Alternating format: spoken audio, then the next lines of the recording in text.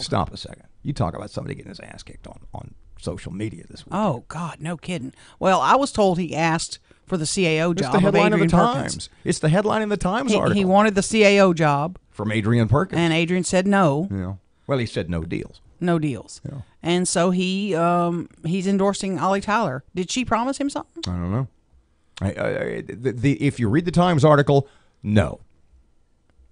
So why endorse? Why even make an endorsement? Is he just being a little vindictive? I don't want to say jerk, but that's kind of like Adrian won't give me what I want, so I'm going to try to. Neither one's giving him what he wants, it sounds like. Neither one's offering him a job. So why endorse? So why has he endorsed the candidate? I would love to know. Why has he endorsed the candidate that was the whole reason he got into the mayor's race to begin with? It was the focus of all his criticism. Well, you know who's she gonna was be, the focus. Who's going to be in the studio right there in that chair at 8:10 this morning? Leo Savage. Leo Savage. Hot seat, man. Mm-hmm. Wow. If you have questions for him, by the way, you can text us on the Shreveport Security Systems text line, which is, I won't remember it. 318. Oh, I know that. 318. 392-1884. Yeah. Text them ahead of time. 318-392-1884. If you wait to text him while he's in here, we won't get to him. Because we'll have so many. In studio 10 past 8. What do you want to ask? What do you want to ask? What's your first question? Oh, boy. Wow. Do you really want to work for city government? I mean, you're a local businessman. Do you really want a job in City Hall? That wouldn't be my first. My first is, tell me about the meeting with Perkins. Tell me about the meeting with Miss Ollie. Yeah. Who promised you what? Did either of them promise you anything? And why did you ask? Did you ask and why? And why are you endorsing someone who 3 weeks ago you said was the reason for all of our problems? Mm-hmm.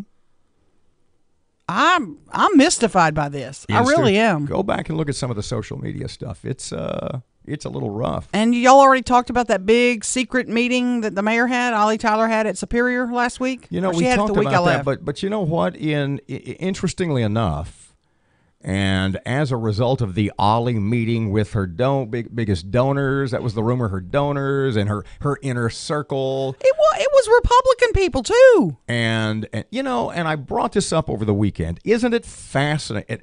You know, you've heard the cliche, politics makes strange bedfellows. Yes, it does. You have Greg Tarver. Whose bed's he in now? You have Cedric Glover, and you have Louis Avallone. So you have traditional Democrat power broker Greg Tarver. Mm-hmm. You have former Mayor Cedric Glover, who never agree on anything. Right. And you have GOP Chairman Louis Avallone, all trying to kick the whooping on Perkins. All three of them are. And we had Louis on, what was it, Wednesday morning, Tuesday morning? Yeah. He's not a Perkins guy. Louis says it's not about party, it's about power. Louis's concern is articles at KEELnews.com. Louis says he's concerned that the people who are backing Perkins are power brokers, not necessarily, that it's not ideological, that it's about the power. Wait a minute now. What? Louis was in the room. Louis was in the room at Superior Steakhouse. He was one of the power brokers on her side, supposedly. Here's what I know. Cedric, Greg Tarver, Louis Avallone. Can you find three local political figures who are less likely to agree on anything at any time? Can you think about, they have one thing in common, and they're busting on Adrian. And our buddy Bishop Larry Brandon he's not busting on Adrian, but he's all in for Ollie. He's been in for Ollie from the beginning, though. He was last time, too. 29 past 6 o'clock, 101.7 FM, 710 KEEL. Erin has local news up next. Here's Ruben.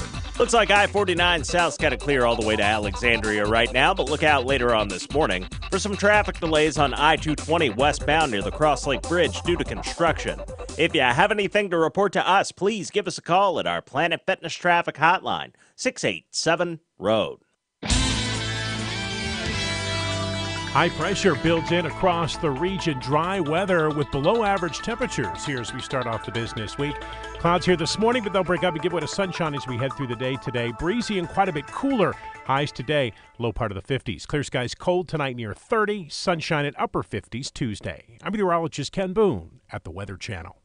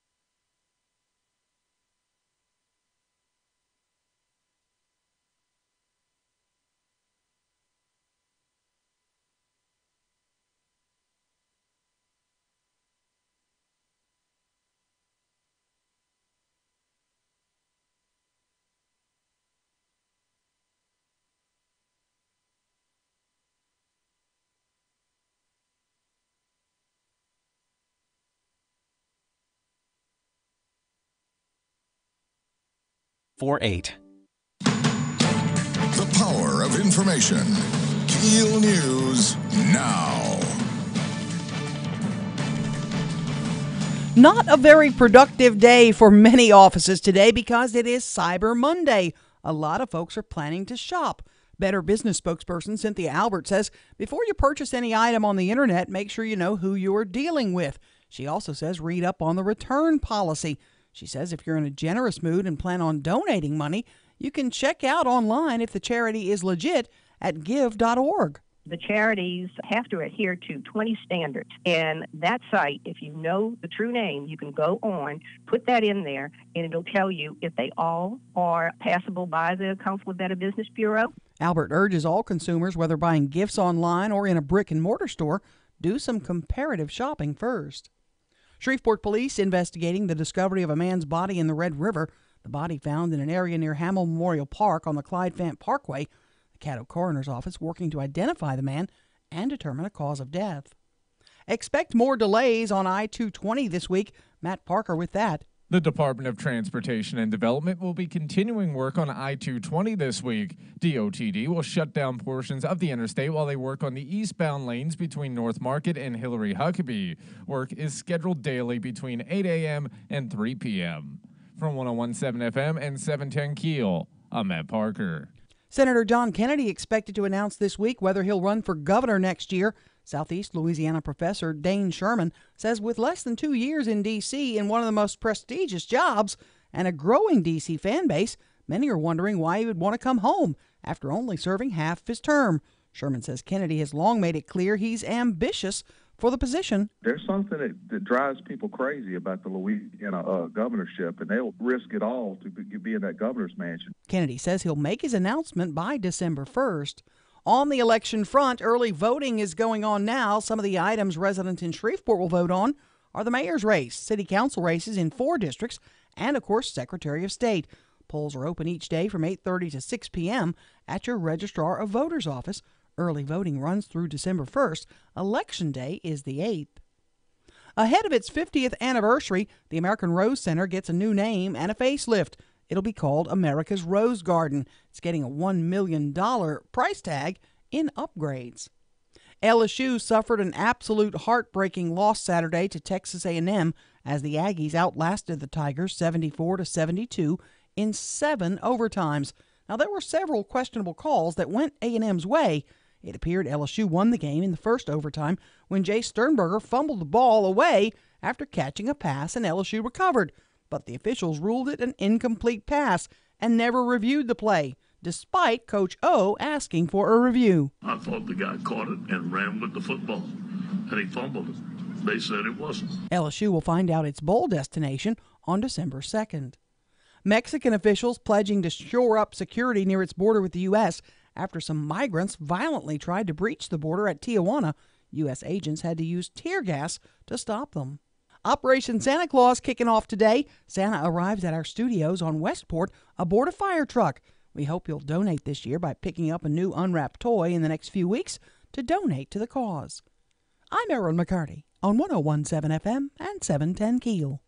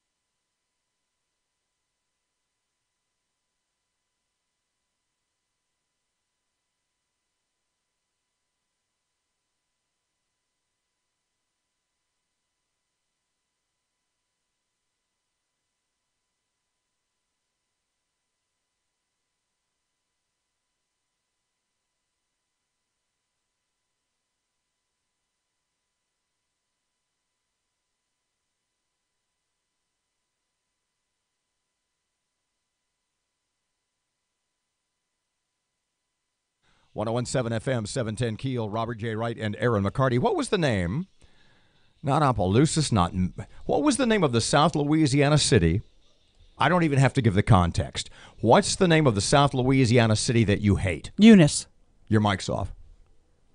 Eunice. Because?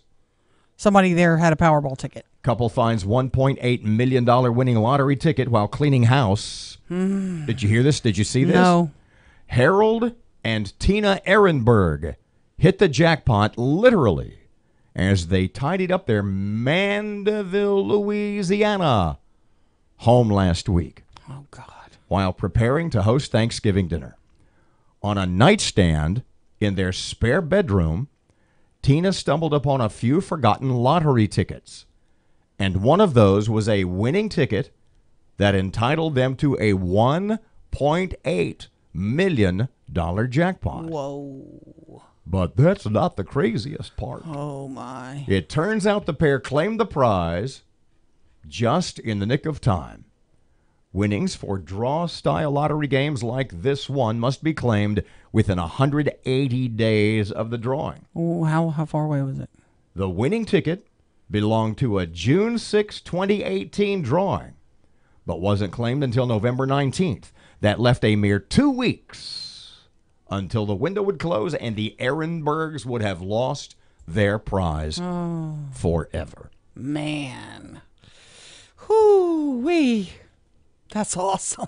But you still hate. I still hate Eunice. Do you hate it more than Mandeville? Oh, yeah. Okay. Oh, yeah. Just- forever, yeah. Just double check. Yeah. Yeah, forever. What'd you say? Oh, it's not the P in Eunice. 639. Keeping it classy, kids. Oh, yeah. 1017 FM, 710 Keel. Here's Ruben. Looks like I-49 South's got it clear all the way to Alexandria right now, but look out later on this morning for some traffic delays on I-220 westbound near the Cross Lake Bridge due to construction. If you have anything to report to us, please give us a call at our Planet Fitness Traffic Hotline, 687-ROAD. High pressure builds in across the region. Dry weather with below average temperatures here as we start off the business week. Clouds here this morning, but they'll break up and give way to sunshine as we head through the day today. Breezy and quite a bit cooler. Highs today, low part of the 50s. Clear skies cold tonight near 30. Sunshine at upper 50s Tuesday. I'm meteorologist Ken Boone at the Weather Channel.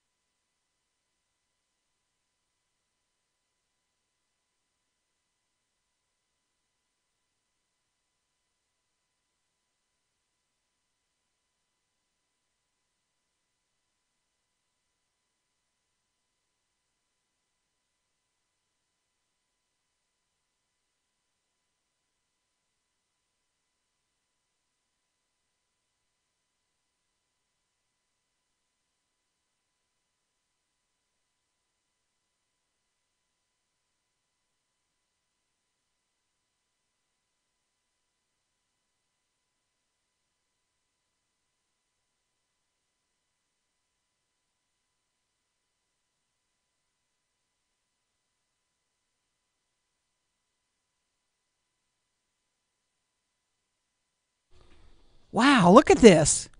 I can get an Ancestry GNH and genetic testing kit for just $49. Wait. What? I'm sorry. What now? I can get a Ancestry DNA genetic testing kit for just $49. 1017 FM, 710 Keel, Robert J. Wright, and Erin McCarty. Or an Instant Pot Smart for $89. I'm sorry, I'm shopping. Smart pot? Where do you sign me up for Smart that? Pot. Matt has a beef about that, by the way. Does he? And it won't take long, and he brought this up off the air a dozen times last week about the legalization, legalization of medical marijuana. And it was what was the headline? Well, what was the gist of the story? One of the lead headlines in one of the newscasts that I saw on television was law enforcement gears up for medical marijuana in Shreveport. Mm-hmm. They took all the stuff that gets you high out of it. Yeah, they won't tell us what they're doing with it, where the party is. It's a big secret. No, you're missing the whole point. You cannot. The medicinal marijuana that It has none of the get high stuff in it. You can't. I know. It's pills and oils. I like, know. And balms. Like if you have, well, and they're destroying the stuff that gets you high. You know, which is Matt's point. Why don't they sell it to Colorado or something? Which is Matt's point. Colorado, export it. They have plenty of their own, believe me. Well, export it to Mexico. I don't know. See, if they were smart, they would start a hemp-based industry where, you could make products such as shoes and shirts and pants. Oh. And, sell that to companies. But we're probably going to go into a field and burn profit because that's what the state of Louisiana does. Adidas made some hemp-based sneakers for a while. I mean, a lot of people do, but... Yeah, I buy hemp-based lotions. I love them. When you were gone last week, I had mentioned, I think this was maybe Monday, possibly Tuesday.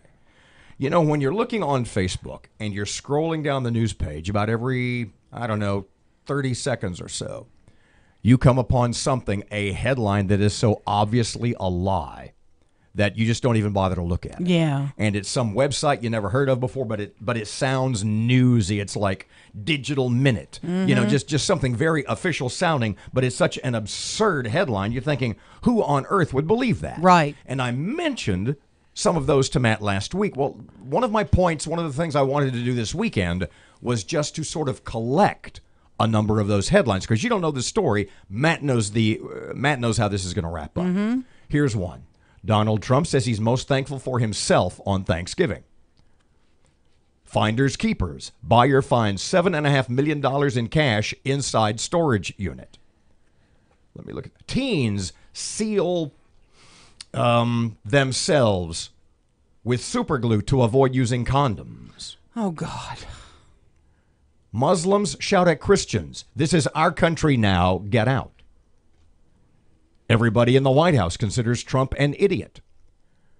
Catholic Church introduces Waria, the evil counterpart to Mary. I can do this all day. There's a million of them.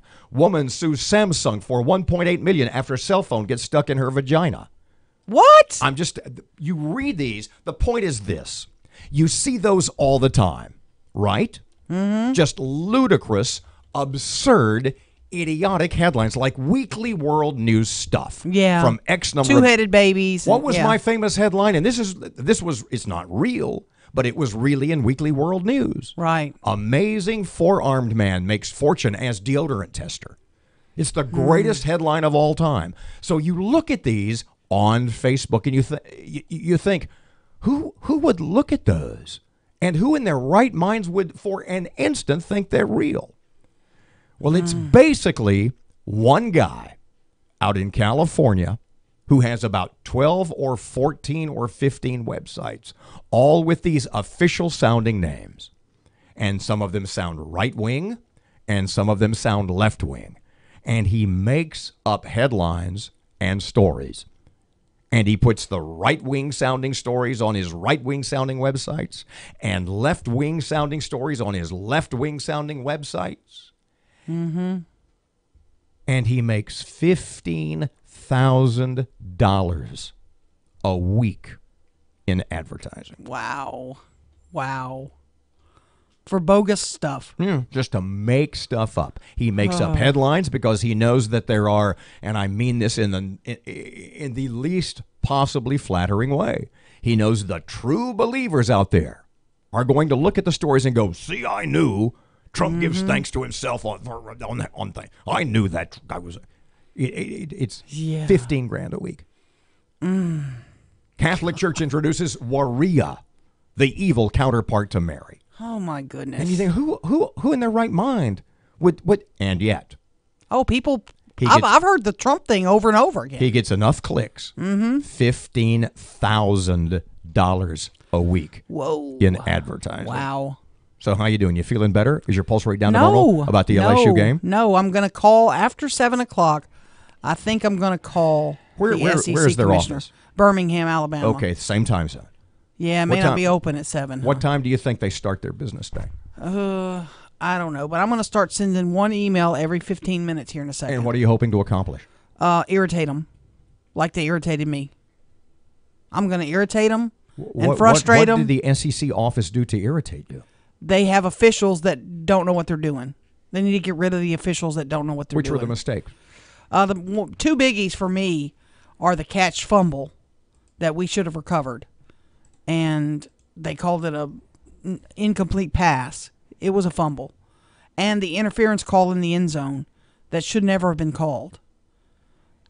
Those were two biggies.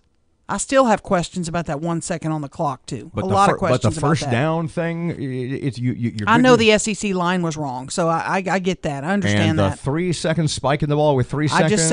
I just said I still have questions about that because I don't think it was snapped until there was 2 seconds on the clock. But the rule says if there's 3 seconds, minimum of 3 seconds to spike the ball. And before they started, it was 3 seconds. But I think I've watched it, and I think that it went down to 2 before he snapped it. So that's questionable for me. In a simple yes or no answer, did the officials Saturday night did the game officials cost LSU the game? Yes, no doubt about it. 100%. 100%, and that is wrong. Officials should not be the decision makers in a football game. 100%. 100%. 649, 1017 FM, 710 KEEL. Your Money Now, presented by Barksdale Federal Credit Union, is next. Here's Ruben. Looks like I-49 South's got to clear all the way to Alexandria right now, but look out later on this morning for some traffic delays on I-220 westbound near the Cross Lake Bridge due to construction. If you have anything to report to us, please give us a call at our Planet Fitness Traffic Hotline, 687-ROAD. Right now, 45 degrees, 1017 FM, 710 KEEL.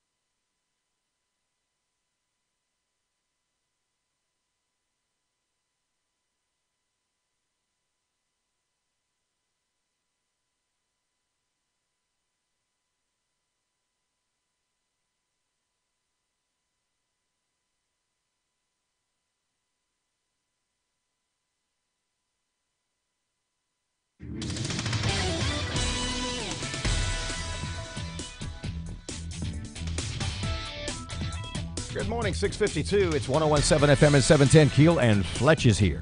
Good morning from the sports desk of 1130 The Tiger. This is Tim Fletcher. The Saints now enjoy a 4-game lead in the NFC South with 5 to play in the regular season, thanks to Seattle beating Carolina 30-27 Sunday in Charlotte. Sebastian Janikowski booted the game-winning 31-yard field goal as time expired to deal the Panthers their third straight loss and drop them to 6-5. The Saints will clinch the division if they beat the Cowboys Thursday night and the Panthers lose in Tampa next Sunday.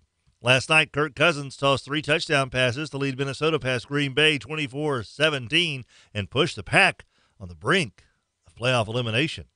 LSU's 7-overtime loss at Texas A&M continues to be a hot topic. So is the fracas after the game that reportedly involved the nephew of Aggies coach Jimbo Fisher, the Advocate. Tiger sideline reporter Gordy Rush, as well as Gannett's Glenn Gilbo, reported that The younger Fisher struck LSU offensive analyst Steve Cragthorpe in the chest soon after the game ended. Cragthorpe, who suffers from Parkinson's, told Gilbo that he was hitting the chest on his pacemaker, and he could tell it was jostled. LSU offensive analyst and former All-American running back Kevin Falk witnessed Fisher striking Cragthorpe, got into a fight before both were pulled apart. No official statements have been released by either school as of this morning. From the sports desk of 1130 The Tiger, this is Tim Fletcher.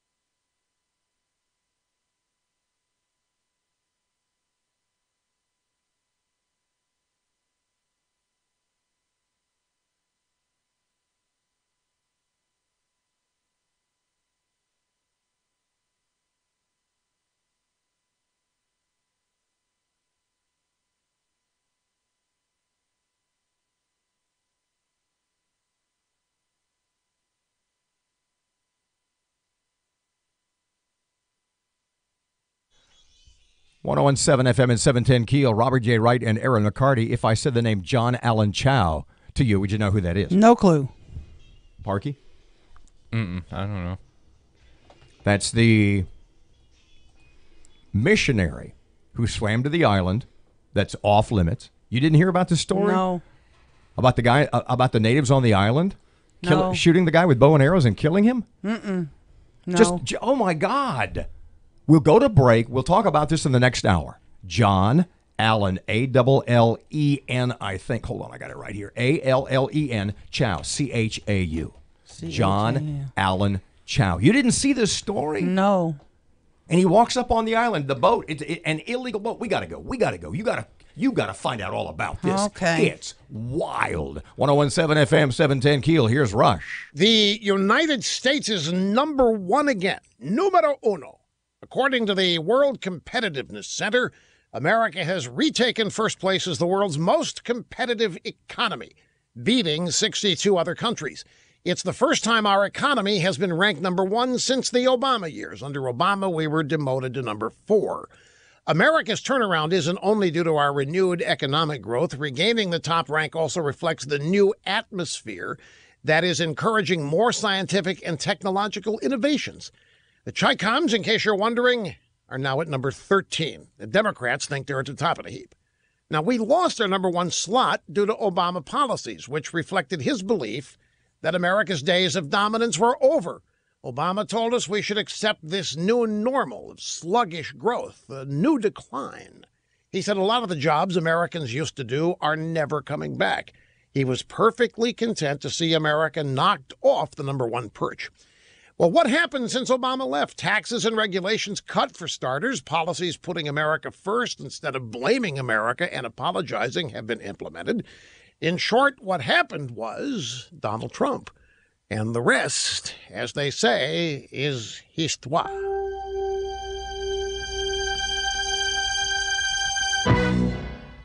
Hey, folks, 'tis the season for more shopping online, more booking travel, and all that activity while using your device leads to online identity exposure. Your personal information is going to be at risk.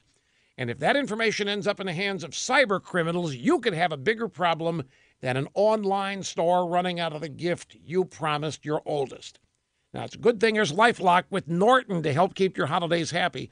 LifeLock helps with threats to your identity, like someone opening accounts in your name, and Norton Security protects your devices against cyber threats like malware. Now, no one can prevent all identity theft or cybercrime or monitor transactions in all businesses, but if you've got LifeLock with Norton, you've got comprehensive protection for your identity and your devices. Head to lifelock.com and use promo code RUSH for an extra 15% off your first year. That's promo code RUSH for an extra 15% off at lifelock.com. The intersection at North Spring Street and East Stoner Avenue is dealing with some slow-moving traffic right now. And we still have some heavy backed-up traffic on I-20 westbound near Diamond Jacks Boulevard due to a stalled vehicle. If you have anything to report to us, please give us a call at our Planet Fitness traffic hotline. That's 687-ROAD. 1017 FM and 710 Keel. Here is your Keel Weather Channel forecast. Kind of sunny and downright chilly today. Low 50s, not even up to 55. Right now, 45 degrees. 1017 FM, 710 Keel. It is 7 o'clock, and it's time for Fox News. Breaking news and trending talk. KEEL, 710 AM and K269GO, 1017 FM, Shreveport.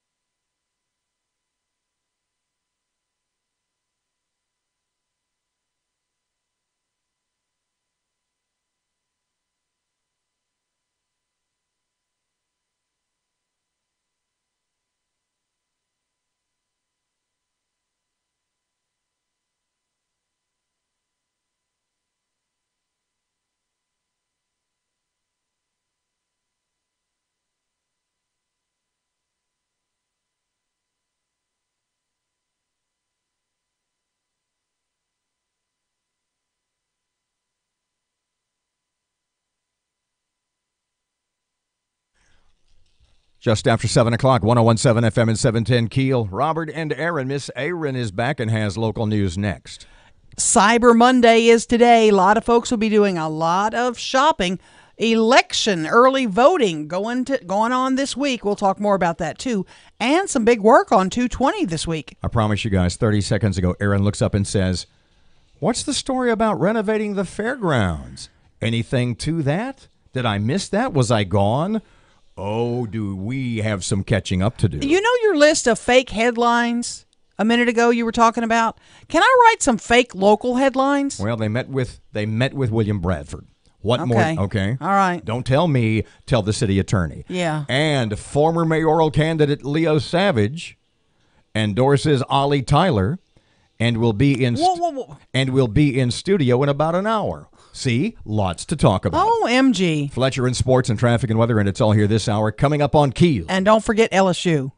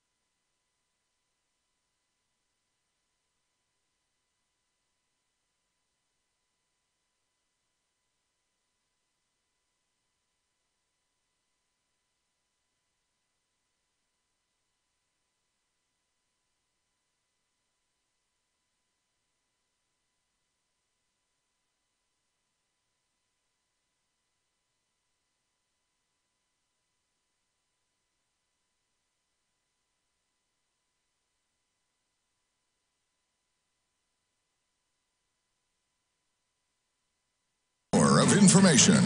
Keel News now. An early morning shooting today. An elderly man is shot in the abdomen while walking near Mansfield and Vivian Street. But police say the man's story does not match the evidence, and they are continuing the investigation. His wounds are said to be life-threatening. Police investigating the discovery of a man's body in the Red River. The body found near an area of Hamels Memorial Park on the Clive Vant Parkway. Coroner's office working to identify the man and determine a cause of death. DOTD will be continuing work on I-220 this week. They're shutting down parts of the interstate while they work on the eastbound lanes between North Market and Hillary-Huckabee. Work scheduled between 8 a.m. and 3 p.m. Early voting is underway in Shreveport. More on that from Matt Parker. Early voting is kicked off in Shreveport. Some of the items residents will be voting on are the Shreveport's mayor's race, 4 city council races, and Secretary of State. Polls open daily from 8:30 a.m. to 6 p.m. at the Caddo Registrar of Voters office. Early voting runs through December 1st. Election Day is December 8th.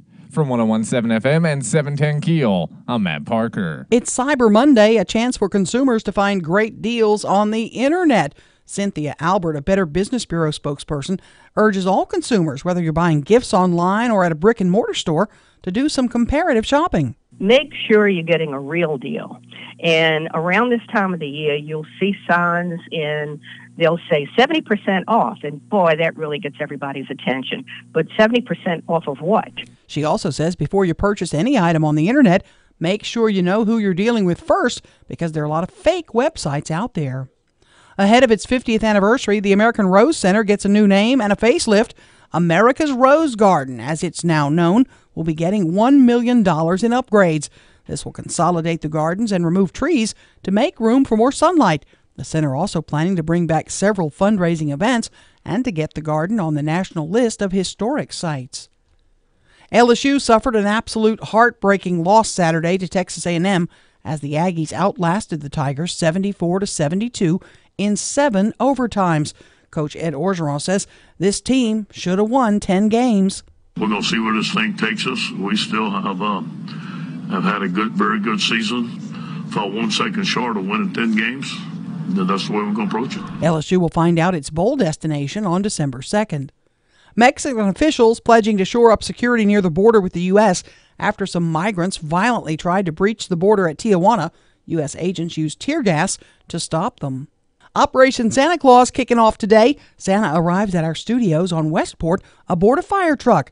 We hope you'll donate this year by picking up a new unwrapped toy in the next few weeks to donate to the cause. A NASA spacecraft's 6-month journey to the Red Planet nears its dramatic grand finale in what experts hope will be a soft precision landing on Mars. I'm Erin McCarty on 101.7 FM and 710 KEEL.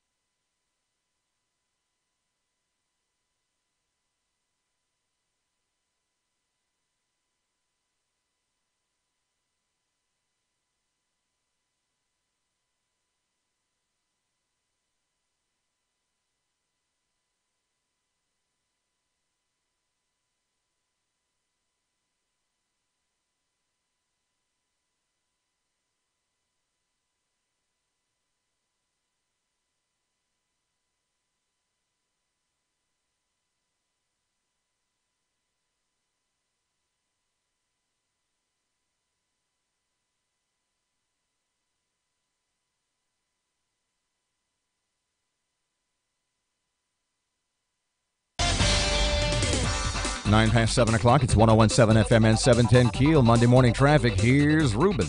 The intersection at North Spring Street and East Stoner Avenue is dealing with some slow-moving traffic right now. And we still have some heavy backed-up traffic on I-20 westbound near Diamond Jacks Boulevard due to a stalled vehicle. If you have anything to report to us, please give us a call at our Planet Fitness Traffic Hotline. That's 687-ROAD. High pressure builds in across the region. Dry weather with below average temperatures here as we start off the business week.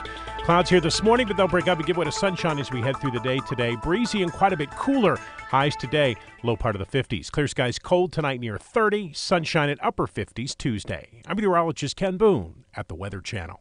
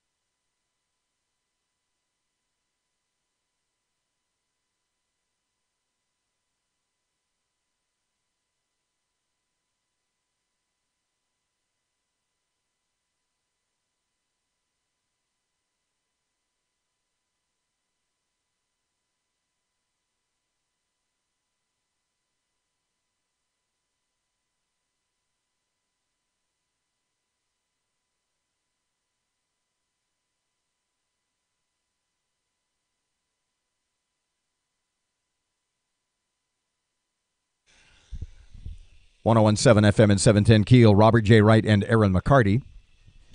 KEEL app is a free download presented by Office Furniture Source. What's it say on the KEEL Facebook page? Somebody's watching on the Facebook video. Matt Parker looks like John Oates from Hall & Oates. No. Well, last week, if you remember, somebody posted like a bunch of pictures of Bob from Bob's Burgers saying I look like him.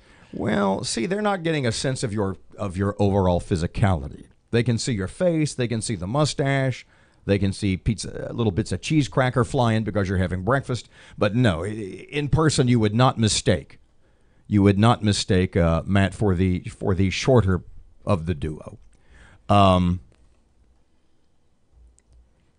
So did you look at the article about the $5 billion? I did. Plan for bogus hoax. About 10 minutes ago, in the middle of everything, and this is $5 billion to rebuild the fairgrounds. And it's sort of an old story, so we didn't really think about talking about it today because we just pretty much covered this all last week. Come on, when you were gone. Y'all really believe that? You really posted this as serious news? And Erin looks up and says, so is there something about the fairgrounds? Somebody wants to renovate the fairgrounds? And Matt goes, yeah, somebody says they're going to put up $5 billion. Based in Dubai and Johannesburg, Hong Kong, Houston, this company has offices. That's what they say. $5 billion. What's the name of it? ASI, something like that? Yeah, Earhart Solutions International. Yeah. And, what's her name? Not Ainsley. What's her first name? Haley Earhart Kiefer. Earhart Kiefer. Had a meeting with City Attorney William Bradford and others associated with the city. That doesn't mean they're doing anything. They had a meeting. Whatever. No. But did you see what like they our want? $1 billion Cross Bayou project. They want more fake news. They say they're going to invest $5 billion in renovating the fairgrounds. Part of their plan is to level. Did you read this? I'm reading it. They've got videos on their website, not of the building, obviously, because it hasn't started yet. They say they're going to level Fairgrounds Field, Independence Stadium. How old am I? Fairgrounds Field. That they're going to level Independence Stadium and replace it with an 85,000 seat dome stadium. And the slogan they use. Who would play there? And the slogan they're using, the catchphrase is, "The road to the national championship will go through Shreveport." What? They're going to move the Fiesta Bowl here? Read the article. I'm reading it. It doesn't give details. Who's going to play here? It doesn't say anything. They haven't quite gotten there yet.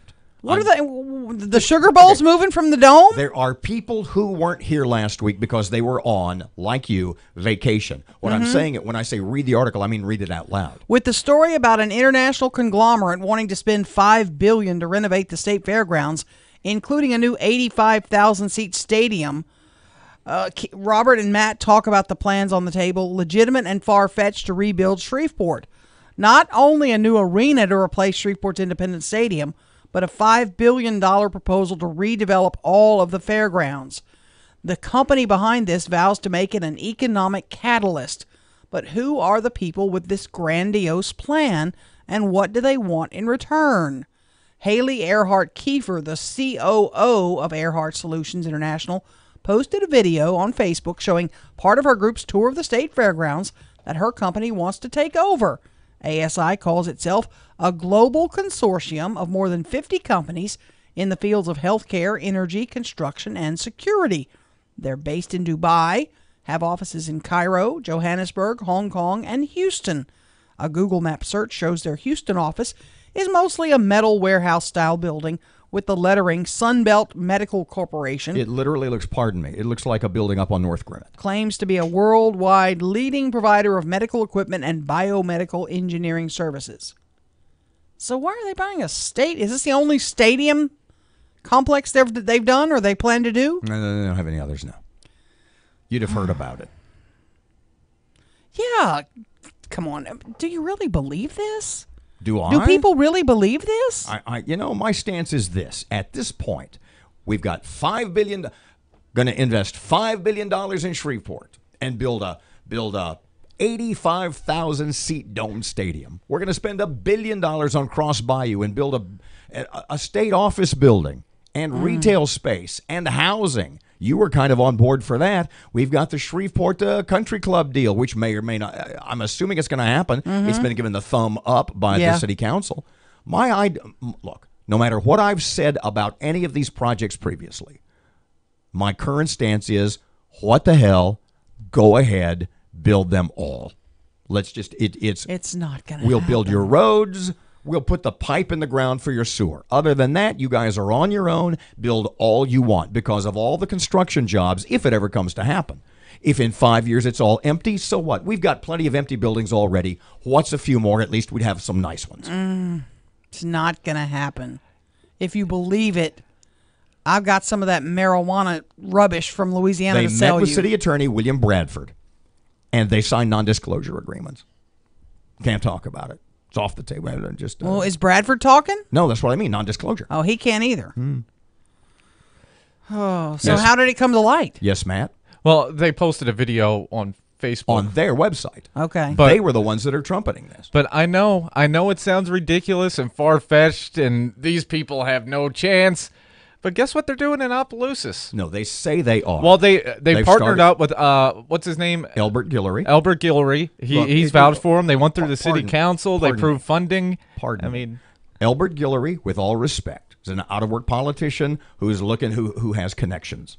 You know, he's look, is he any different? He's Larry English of South Louisiana. I get that. If you think anybody is going to spend $5 billion to renovate our fairgrounds, do you think anybody's going to? You are a nut job. And yet you were jumping up and down saying that I will be the first one to buy a place to live at Cross Bayou when they do the $1 billion. Well, that was before they were going to the billion. That was when they were talking about the Pelicans and all that, when it was a $25 to $50 million project. The $1 billion at Cross Bayou is still outrageous. It's still fake news, Mr. Trump. It's not going to happen. So basically what you're telling me is that City Attorney William Bradford is such a sap. I'm not calling Mr. Bradford a sap. Such no. a sucker. He has to listen. That he entertained these people and actually signed a non-disclosure agreement, which may or may not be. You have to listen. Yeah. If somebody says, hey, we want to invest $5 billion in your city, you got to at least sit down with them. So why don't you call the city later and say you've got $15 billion and see if you can get a meeting? I might do that. See how far you get. Yeah. Obviously, I think they'll know I don't have $15 billion. Don't know any more about you than they know about these people. That's my point. I don't know. Look, I see the point. Meet with anybody, which is why I extrapolate. Let's build it all. If it's vacant in 5 years, so what? We've got plenty of vacant buildings. What's a few more? Oh, boy. 19 past 7 o'clock, 101.7 FM, 710 KEEL. The new rough, tough, tumble Ollie Tyler. Is she really? Not so sure. Traffic update. Here's Ruben. Keeping an eye right now on some heavy backed up traffic on I-20 westbound near Diamond Jacks Boulevard due to a stalled vehicle. And we have some traffic delays on Shed Road near Swan Lake Road in Bossier City. If you have anything to report to us, please give us a call at our Planet Fitness Traffic Hotline, 687-ROAD. High pressure builds in across the region. Dry weather with below average temperatures here as we start off the business week. Clouds here this morning, but they'll break up and give way to sunshine as we head through the day today. Breezy and quite a bit cooler. Highs today, low part of the 50s. Clear skies cold tonight near 30. Sunshine at upper 50s Tuesday. I'm meteorologist Ken Boone at the Weather Channel.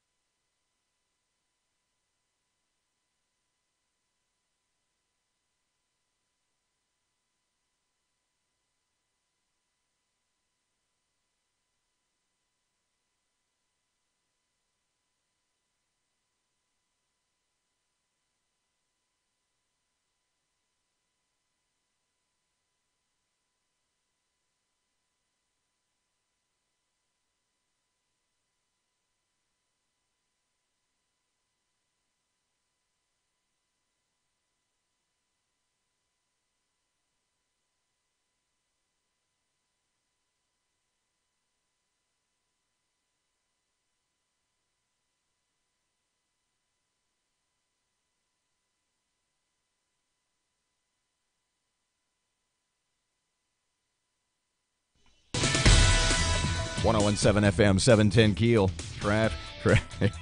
Wait till I tell you. Sports update. Here's Fletch. Good morning from the sports desk of 1130 The Tiger. This is Tim Fletcher. The Saints now enjoy a 4-game lead in the NFC South with 5 to play in the regular season, thanks to Seattle beating Carolina 30-27 Sunday in Charlotte. Sebastian Janikowski booted the game-winning 31-yard field goal as time expired to deal the Panthers their third straight loss and drop them to 6-5. The Saints will clinch the division if they beat the Cowboys Thursday night and the Panthers lose in Tampa next Sunday. Last night, Kirk Cousins tossed 3 touchdown passes to lead Minnesota past Green Bay 24-17 and push the Pack on the brink of playoff elimination. LSU's 7-overtime loss at Texas A&M continues to be a hot topic. So is the fracas after the game that reportedly involved the nephew of Aggies coach Jimbo Fisher, the Advocate. Tiger sideline reporter Gordy Rush, as well as Cadets Glenn Gilbo, reported that the younger Fisher struck LSU offensive analyst Steve Cragthorpe in the chest soon after the game ended. Cragthorpe, who suffers from Parkinson's, told Gilbo that he was hit in the chest on his pacemaker, and he could tell it was jostled. LSU offensive analyst and former All-American running back Kevin Falk witnessed Fisher striking Cragthorpe, got into a fight before both were pulled apart. No official statements have been released by either school as of this morning. From the sports desk of 1130 The Tiger, this is Tim Fletcher.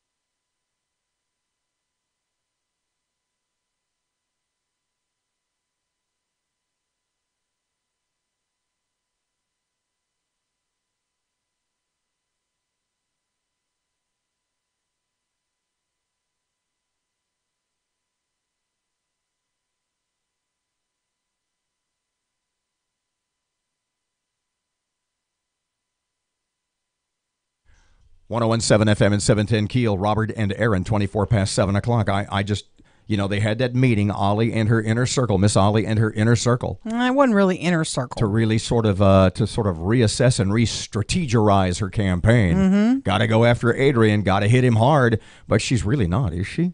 I mean, it's basically, there's all this new campaign material, but is it basically what she said to me that night at her campaign headquarters on election night when she came in second with 24%?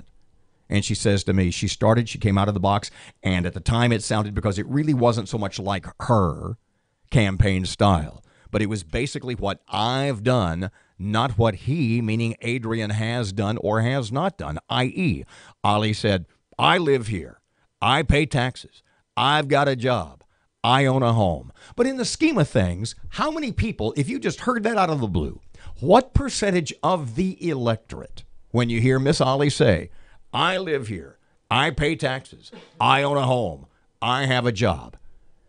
When they hear that in that context, do they have any idea what she's talking about? In other words, is it, if you are trailing, okay, and I think it's fair to say that Miss Ollie is right now in second place, or at least coming out of the general election, was behind Adrian. Is it enough to say, I'm not a jerk? Or do you have, do you have to say, my opponent is a jerk?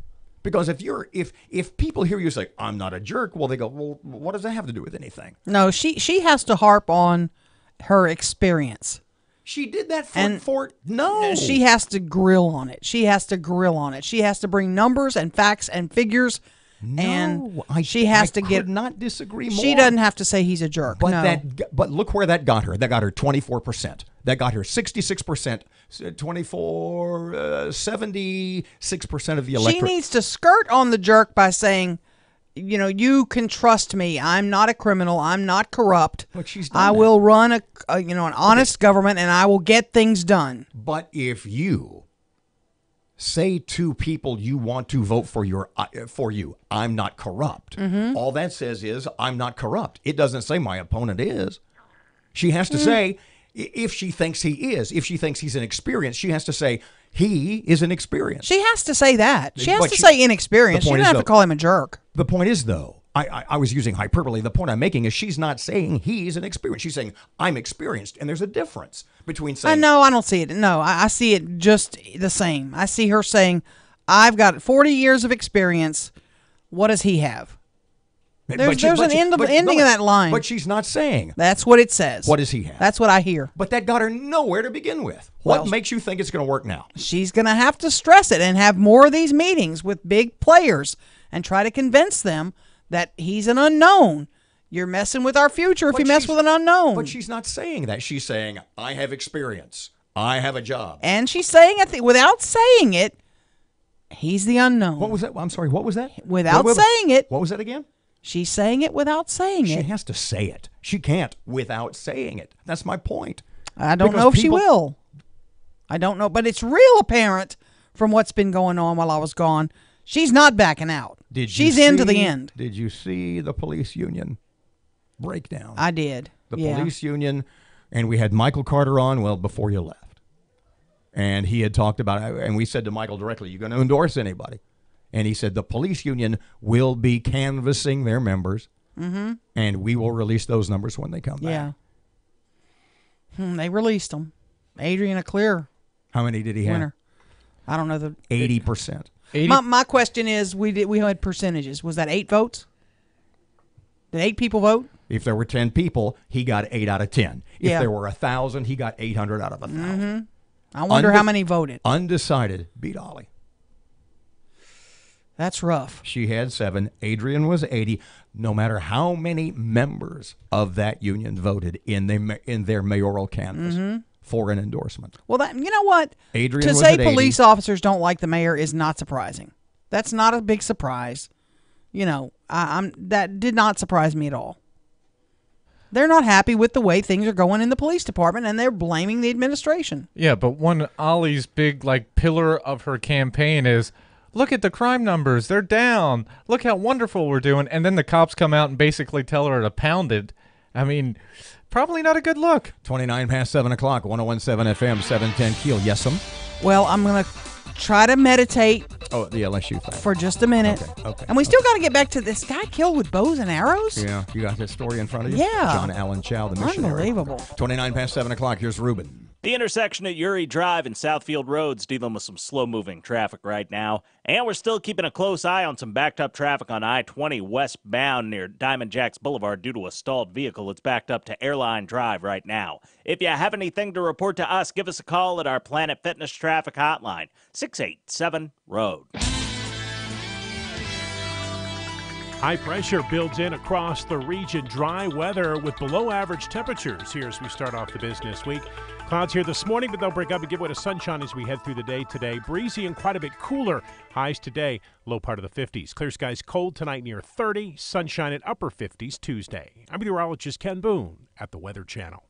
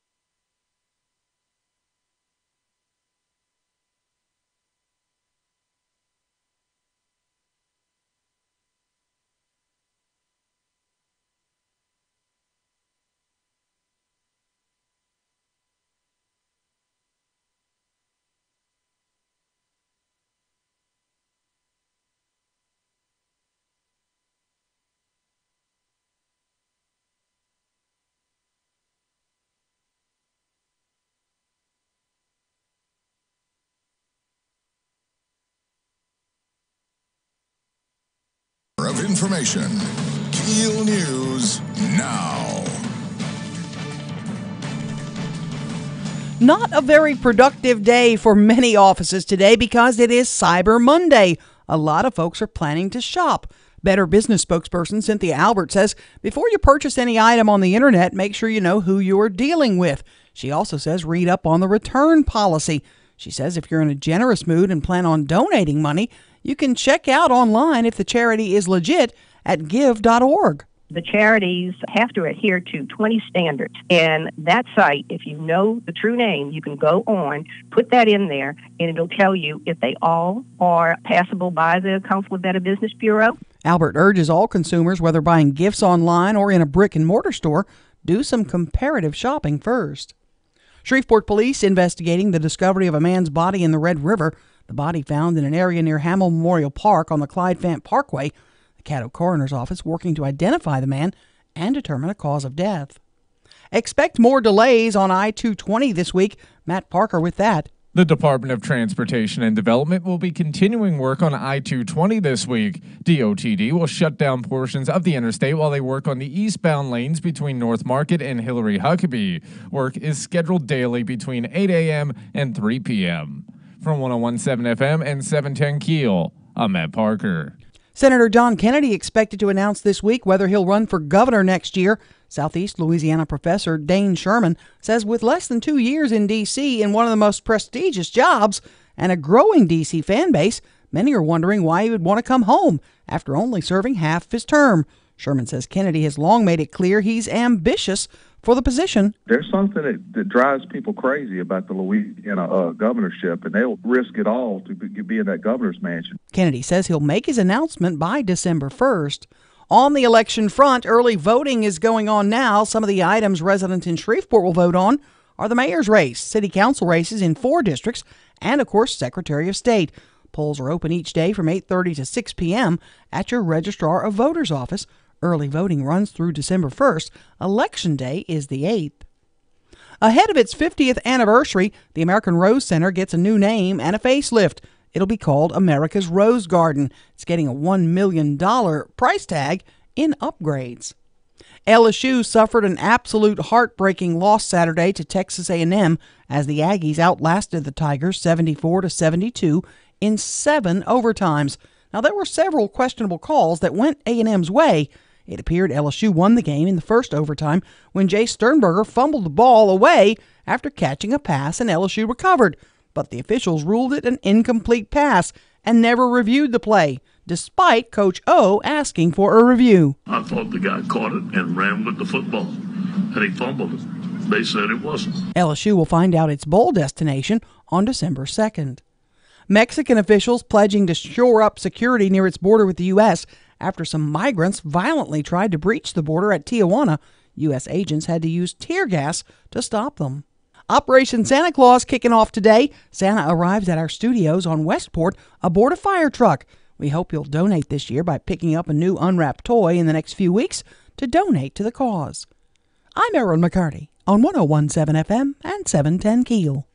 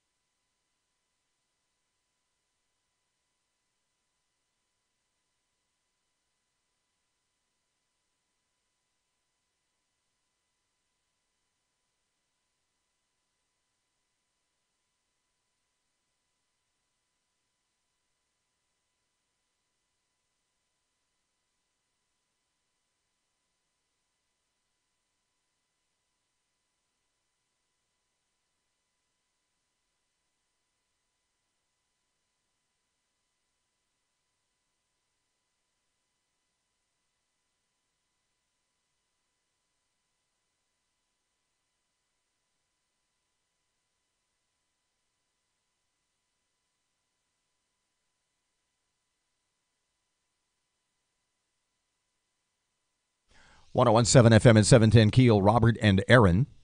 Okay, so you're right about John Allen Chau, Chau, I'm guessing at the pronunciation, who is a Christian missionary who was killed by a number of I said Indians. Well, it is actually on an island which is under the purvey of the Indian government. So go ahead, read to me what you've got because you didn't know. This is unbelievable. Authorities have started the task of trying to retrieve a U.S. missionary feared killed on a remote island. Careful not to trigger conflict with the islanders. See, the deal is it's illegal. It's against the law to go on that island. They've decided, the Indian government has decided, what is it, the Sentinelese? Is that the name of the tribe?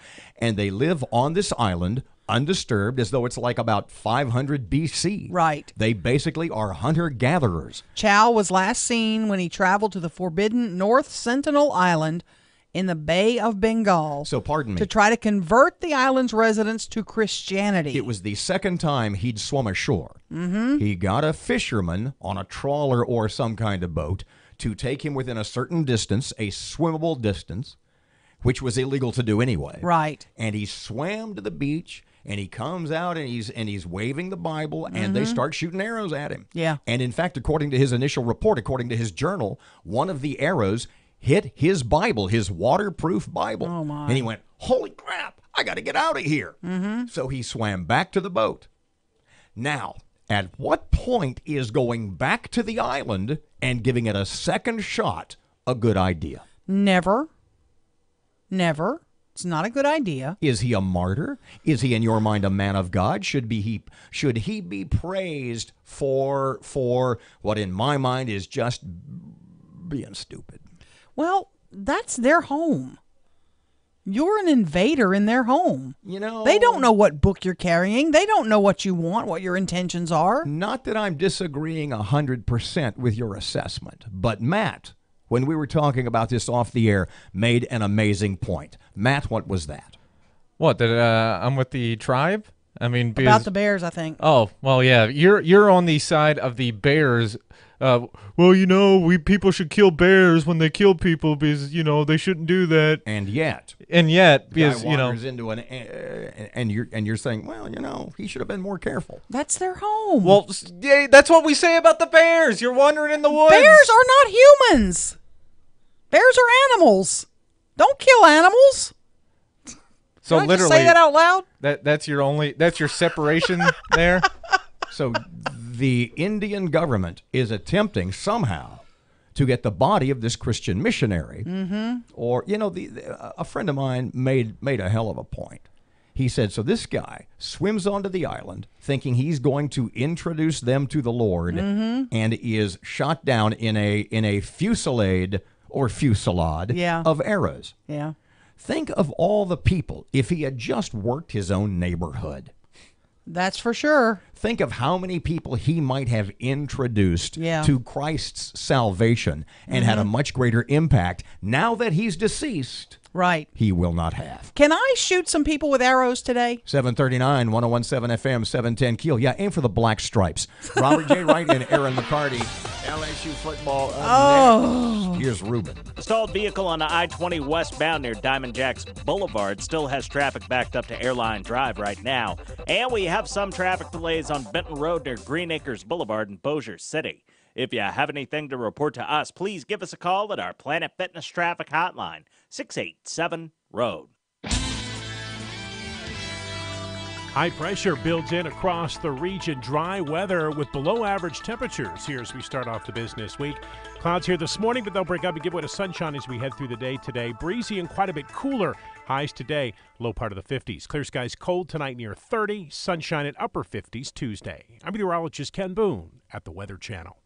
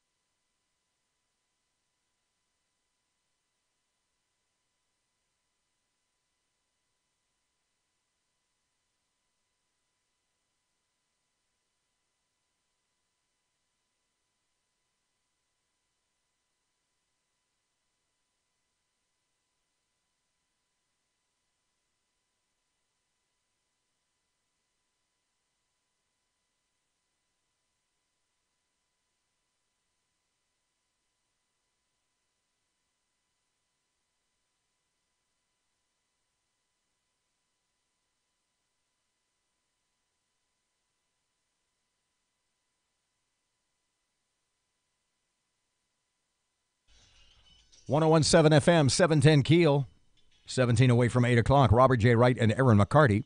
Former mayoral candidate Leo Savage in studio just past 8 o'clock, talking about his endorsement, his logic, his reasoning, his thoughts in his endorsement of incumbent Mayor Ollie Tyler. Mm-hmm. So I'm typing an email right now to Greg Skanke. I don't think that's his name. It's not? No, what's his name? Oh, it's Sankey. Yeah, how do you spell that? Sankey. S-A-N. Who is this guy? He is the commissioner of the SEC. Yeah. I'm just asking him for an interview.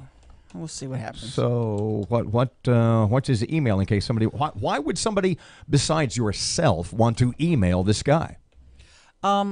He's in charge of the SEC. Mm-hmm. They need to look at officiating and what's gone wrong.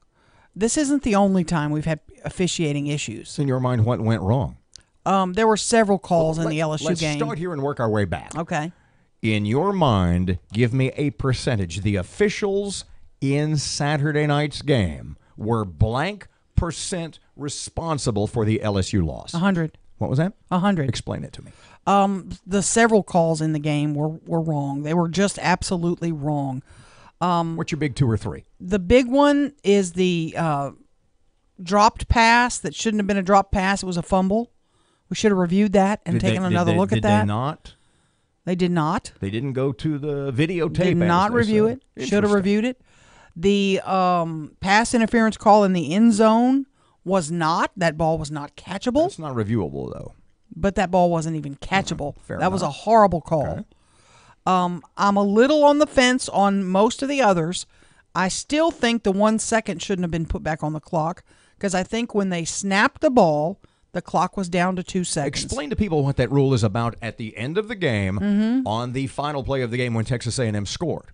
The rule is there Explain must to be a people minimum on the spike There must be a minimum of 3 seconds on the clock at the snap. At the snap. That's what the rule says.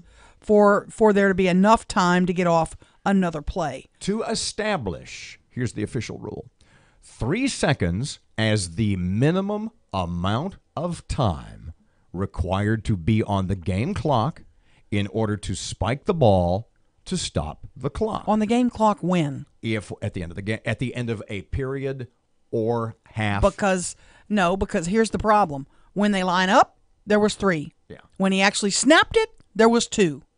So when does 3 seconds have to be on the clock? I'm reading the rule. To establish 3 seconds as the minimum amount of time required to be on the game clock in order to spike the ball to stop the clock. There was 3 seconds when they lined up. There was 2 seconds when they snapped it. So what does the rule need? To clear up? I did not see this play. Let me finish the rule. If 1 or 2 seconds remain on the clock, there is only time for the offense to run one more play. This was the end of the game. I did not see. I didn't pick it up until second overtime. So my question to you is, as they lined up for the final play, as they lined up to spike the ball before the final play, with 3 seconds, I assume the clock was stopped, and there were how many seconds on the clock? The clock wasn't stopped. That's why they had to clock it. They're trying to stop the clock. Gotcha. They're trying to stop the clock. Well, see, sometimes you'll intentionally ground like that. Oh, no. With The clock stopped, is so running. Go ahead. Clock is running. It keeps running. Clock is at 3 seconds. He snaps the ball. The clock is at 2 seconds. Did they do a review on that play? They did not review it. Perhaps they did. I'm not sure if they reviewed it. The spike play, they did. They did review that. And they claimed there was, a tenth of a second or less on the clock. And that's why I'm hesitant to say that was a horrible call.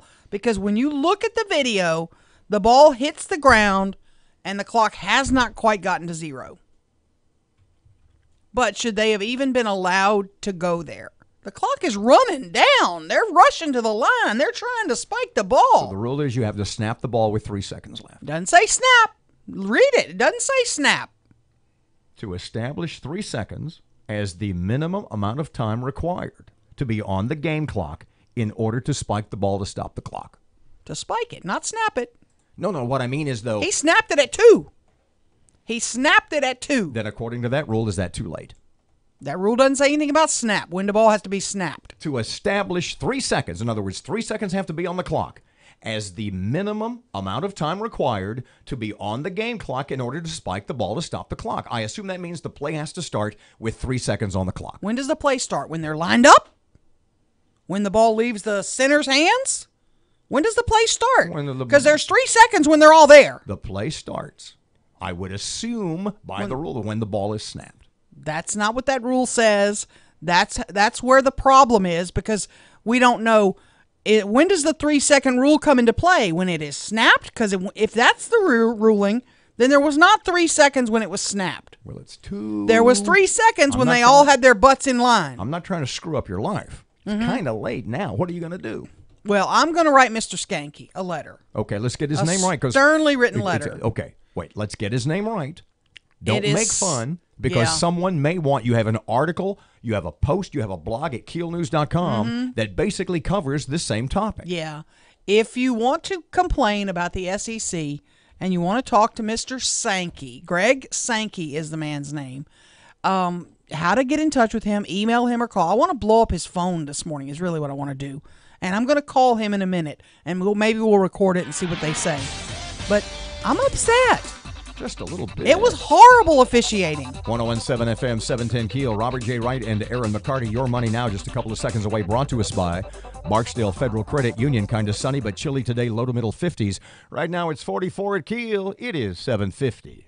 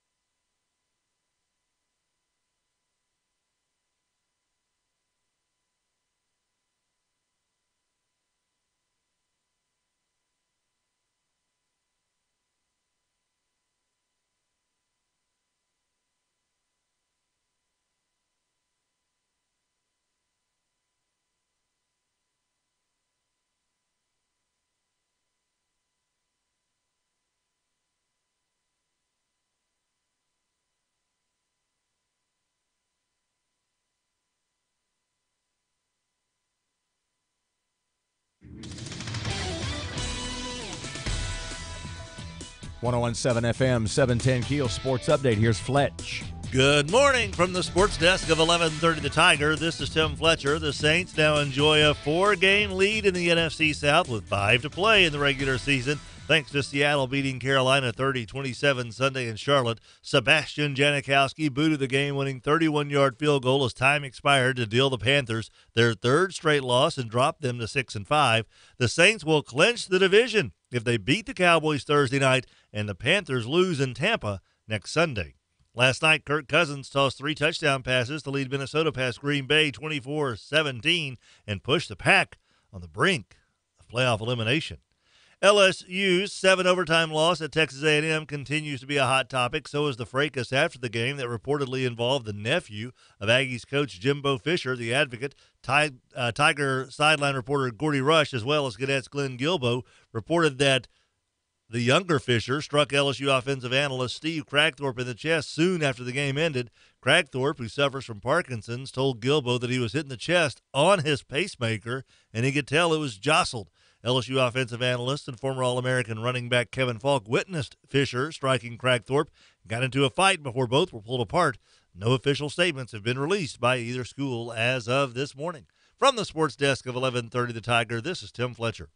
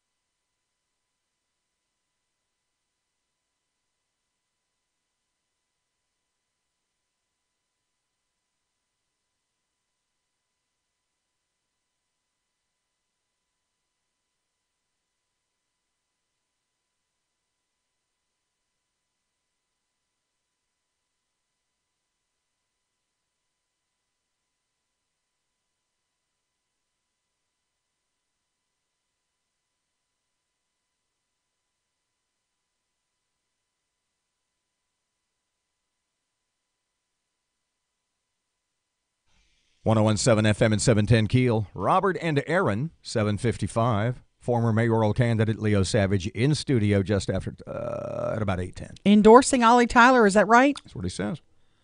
He bashed her for 6 months. Would it be fair to say that the whole purpose of the reason for the Savage campaign was that he thought that Mayor Tyler was doing a horrible job? Absolutely.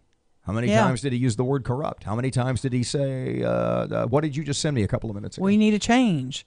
Our city looks like a dump. Louisiana, so much.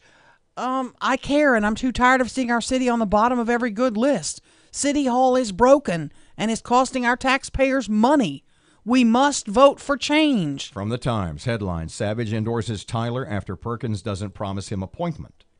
Certainly want to get him to comment on that. Yeah, no kidding. Former mayoral candidate Leo Savage has endorsed incumbent Mayor Ollie Tyler, December 8th runoff. This is the Times. After her challenger denied him a request for a potential political appointment. We'll see what he has to say about that. Is that report true? What was the gist of the conversation that he had with Perkins? And what was the conversation that he had with Tyler? Yeah. We will find out in less than 15 minutes. 101.7 FM 710 Keel. Here's Sean Hannity. Turn up your radio. Here's the Sean Hannity Morning Minute. Next year, I promise you, as soon as we hit the ground running on the 2nd or 3rd of January, let me tell you what's going to happen. It is going to be the most entertaining 2 years exposing how insane people on the left are. I promise you, what we have planned from day one of the Pelosi House is worth the price of admission. That's all I'll say. But in all seriousness, I want to send God's great blessings to you, your family, our thanks to God for all the blessings we have and all we've been given, and to our troops abroad and the people that fought, bled, died, and sacrificed to give us freedom. We have so much to be thankful for. And I don't know why we're not thankful every day, but at least we put aside this one day to really be thankful. And I'm truly thankful to all of you. Check out the Sean Hannity radio show later today, right here. holiday is just weeks away, but there's still time to get your home guests ready with custom blinds from our friends at Blinds.com. And right now, through November the 28th, get up to 45% off everything by using the promo code Hannity, and you get an additional 5% off site-wide. Now, it's never been easier to update your window treatments and impress everyone over the holidays. Go now, get up to 45% off. Promo code Hannity, get an additional 5% off site-wide. Blinds.com, promo code Hannity. Rules, restrictions apply. Hey, if you or a loved one struggles with leg or foot cramps, you've got to try TheraWorks Relief. Now, this non-greasy foam is proven to relieve muscle cramps fast, and with daily use, TheraWorks Relief can prevent muscle cramps, so that means you can get a full night's sleep or do the activities you love without any worry. TheraWorks Relief is my choice for preventing and relieving muscle cramps. Get TheraWorks Relief today in the pain relief aisle at Walmart, CVS, Rite Aid, Walgreens, or just go to the website TheraWorksRelief.com. Stalled vehicle on the I-20 westbound near Diamond Jacks Boulevard still has traffic backed up to Airline Drive right now. And we have some traffic delays on Benton Road near Green Acres Boulevard in Bossier City.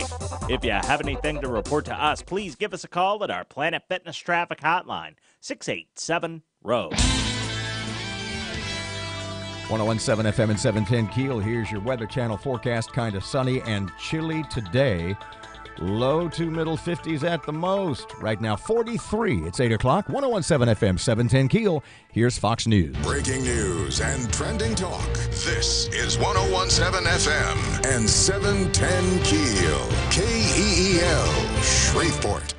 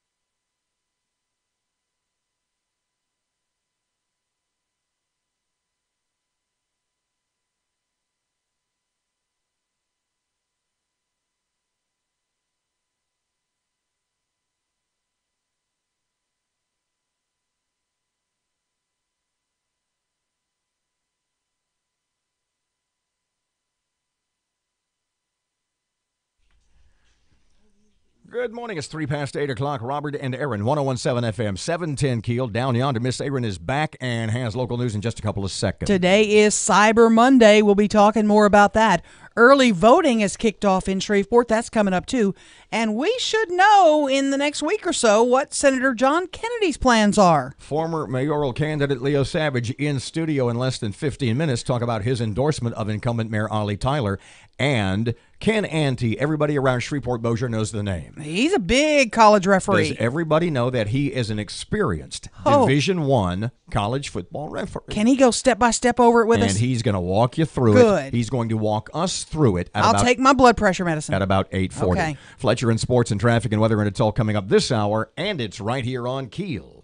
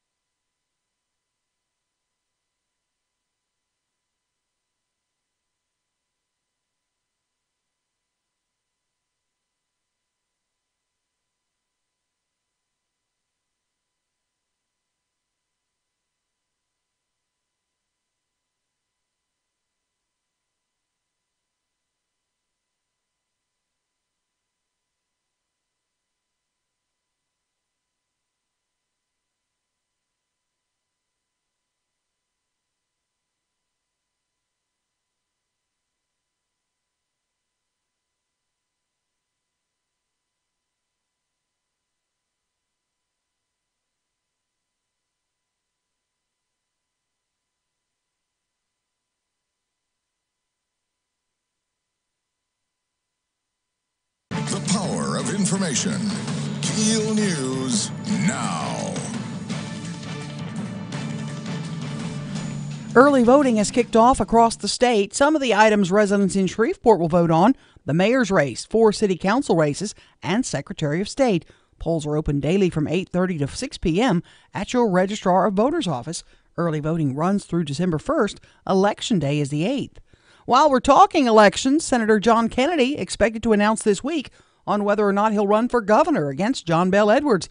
Southeast Louisiana professor Dane Sherman expects Kennedy to get in, as even if he loses, he'll retain his seat. And it helps with fundraising because people who want to influence him at the Senate level know that they need to help him at least at the governor's level to keep him in good graces. With less than 2 years in D.C., in one of the most prestigious positions in all of politics and a growing D.C. fan base, many are wondering why he would want to come home after only serving half of his term.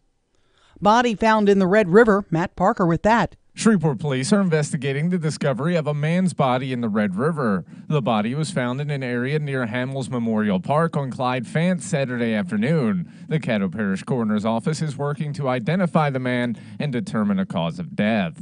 From 101.7 FM and 710 KEEL, I'm Matt Parker. DOTD will continue work on I-220 this week. They're shutting down parts of the interstate while they work on the eastbound lanes. Now, this is going on between North Market and Hillary-Huckabee. Work scheduled between 8 a.m. and 3 p.m.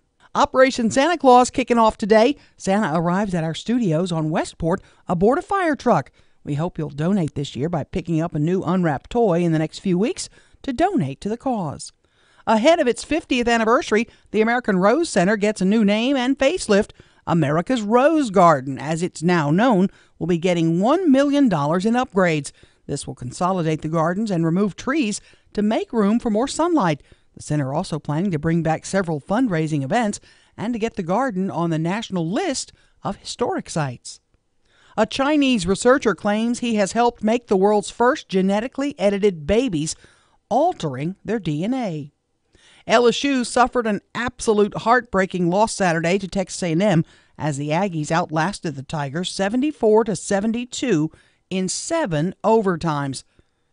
Coach Ed Orgeron says that 1 second that was put on the clock should have never been put up because they've been told that if the previous play ends with 3 seconds or less on the clock, you can't snap the football and stop the clock by throwing it to the ground. No, these guys should have won 10 games. These guys wanted it. These guys worked hard. They deserved it. That 1 second should have never been put on a clock, in my opinion. LSU will find out its bowl destination on December 2nd. I'm Erin McCarty on 101.7 FM and 710 KEEL.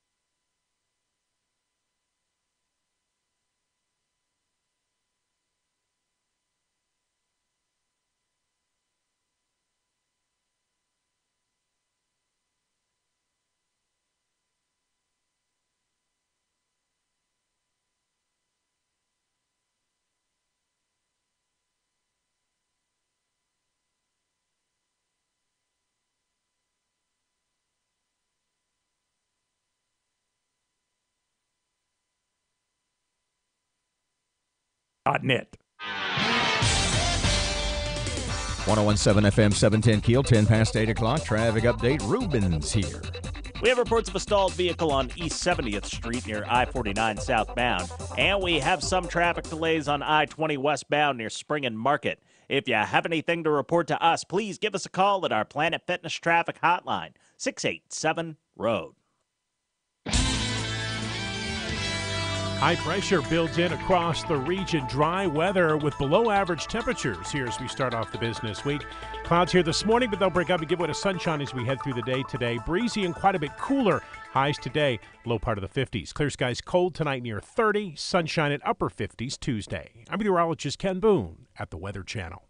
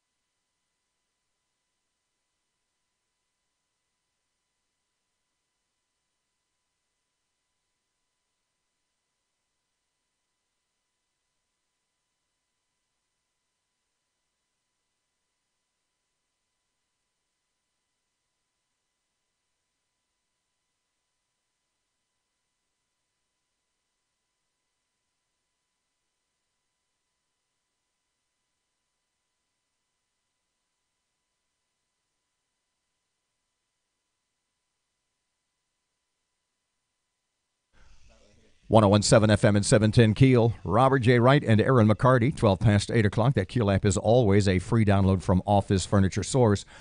In studio for a little while, former mayoral candidate Leo Savage is here. Thank you for coming in. Thank you for taking time. Good to see you as always. Thank you. You got first question down there? Where you want to go? Yeah, I do. Yeah. I really do. You're up and going, kid. Let me get this pulled up. City Hall is broken and is literally costing our taxpayers money both directly and indirectly. We must vote for change. I'm quoting Leo Savage. Yes, you are. You're endorsing City Hall. I am. Why? Well, I'm a voter now. I have a choice, and I have to look at my choices. And I've met personally, and I've looked just like I'm looking at you right now at Mayor Tyler. Mm-hmm. And I believe in her eyes of what she wants to do and what she is trying to do. I know that the corruption that we had flushed out, and I say flushed out, that we had discovered and pretty much put out there, that is all now backing Adrian Perkins. So there's no way in my heart that I could ever say, okay, well, let's just go ahead with a guy who's got over $40 million in contracts that's backing Perkins, say, okay, we're going to put that corruption back in City Hall. Is City Hall not broken anymore, though? Well, certainly. I mean, we have a lot of issues. We have so much issues. And, when Mayor Tyler and I were speaking, we had lunch, and she told me, she said, Leo, there's a lot of things that we have to change. And she said, I'm going to tell you, I did not act soon enough on Chief Crump. And she said, there are other issues within our city that I know I've got to change, and those have got to be changed. What was the number one problem? And she looked at you and said, I'll fix that, or it's fixed. What was your number one concern that you are now feeling better about? The water department. She explained the water department to me and exactly how all that kind of came down, and as far as the what happened. Everything was set up under Glover's regime, and the meter reading company was supposed to have started prior to her taking office, but in fact it started 2 months afterwards. And this, all of a sudden, they discovered a few months later, okay, they're underbilling, and then it was inconsistent billing, and then it was overbilling. There's been several suits filed against this company because of all these incidences. And I will tell you that I know that she has been relentless to try to make sure that she gets them corrected.